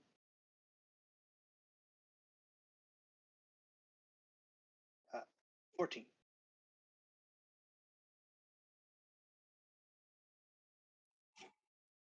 14. Okay, yeah, you can tell that this kid is having like nightmares.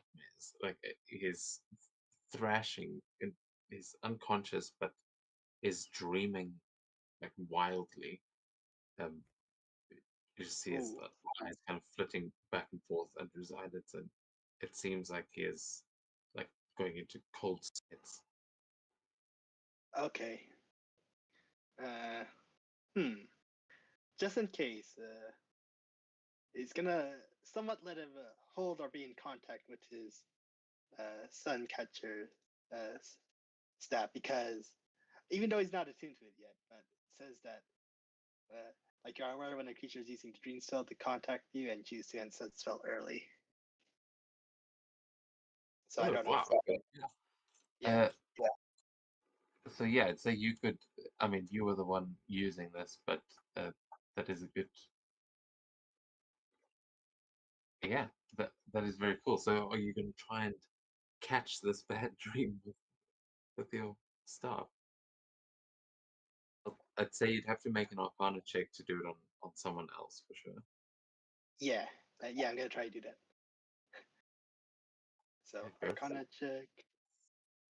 Is absolutely under the effect of the dream. Ooh, dirty 20. Oh, and with that, yeah, what does it look like as you calm the kid and literally pull his bad dreams away? Like, uh, you'll be able to see the dreams that he was having. You'll see flashes of the uh,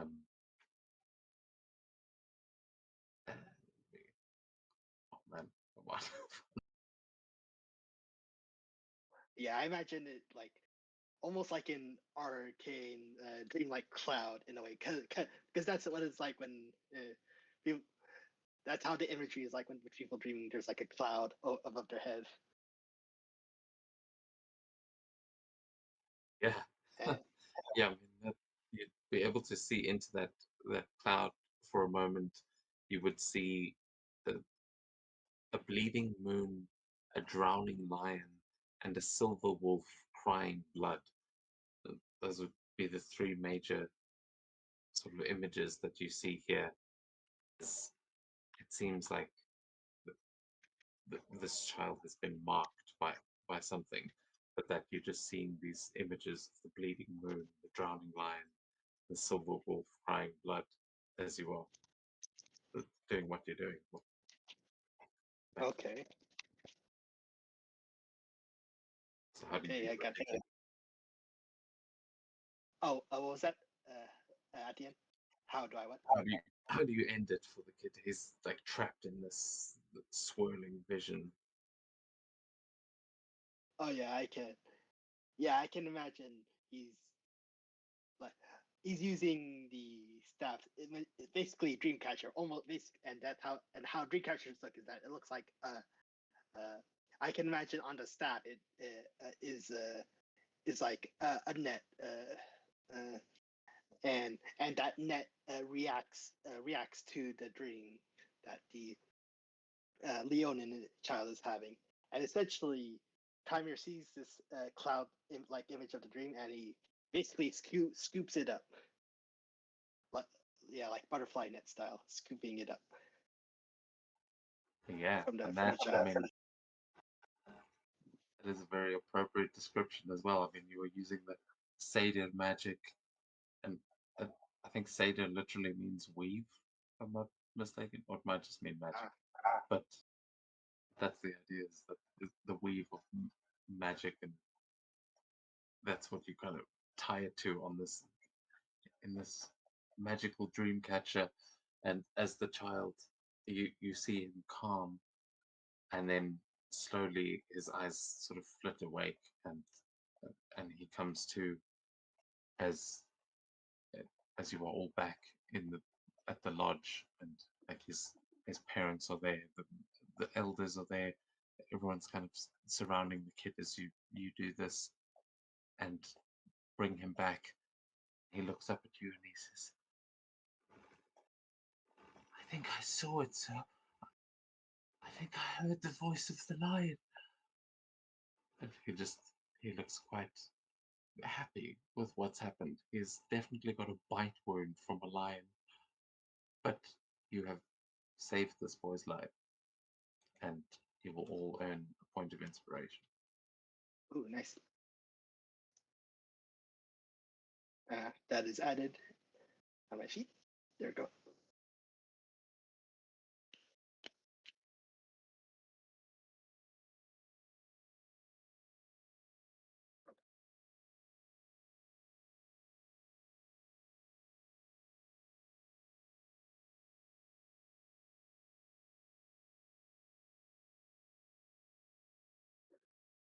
You guys still there? It got quite all of a sudden. I'm still here. Oh, okay, got it. Anyone else getting involved? I think I would still be like I'll already arrive right now. I was setting up the totems. Ooh, yeah. Yeah, it's been about an hour since they headed back, so yeah, you'd probably be. Yeah. Yeah, I imagine with all the elders and with it and helping the child like kind of like live through this dream. It's gonna mention this to the elder tribe of what the child saw, the something about bleeding moon, a drowning lion, and a silver wolf crying blood. See if anyone can interpret that. Yeah, they would all. You would see all of the like elders of the village would all be talking. All these druids talking amongst themselves about what these what the symbols could mean, and um, they say we'll have to consult.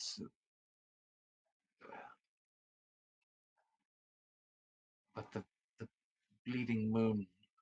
I mean, that tomorrow night is the blood moon.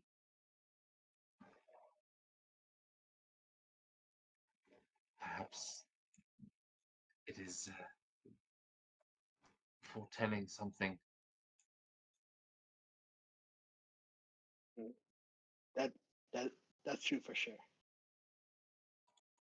Let us reconvene in the morning, and we will try to understand what it means before tomorrow night's trials.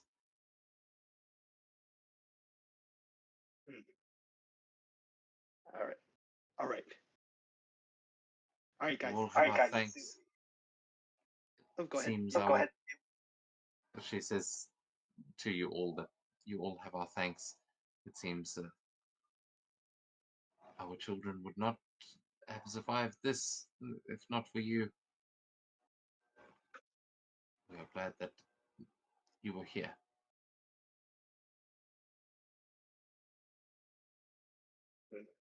You are welcome. All right, everyone. Seems we got some rest.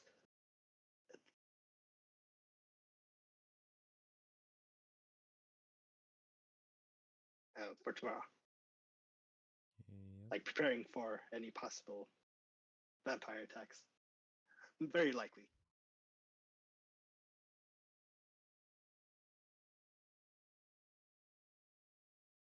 Sorry, when is the session ending? Just to...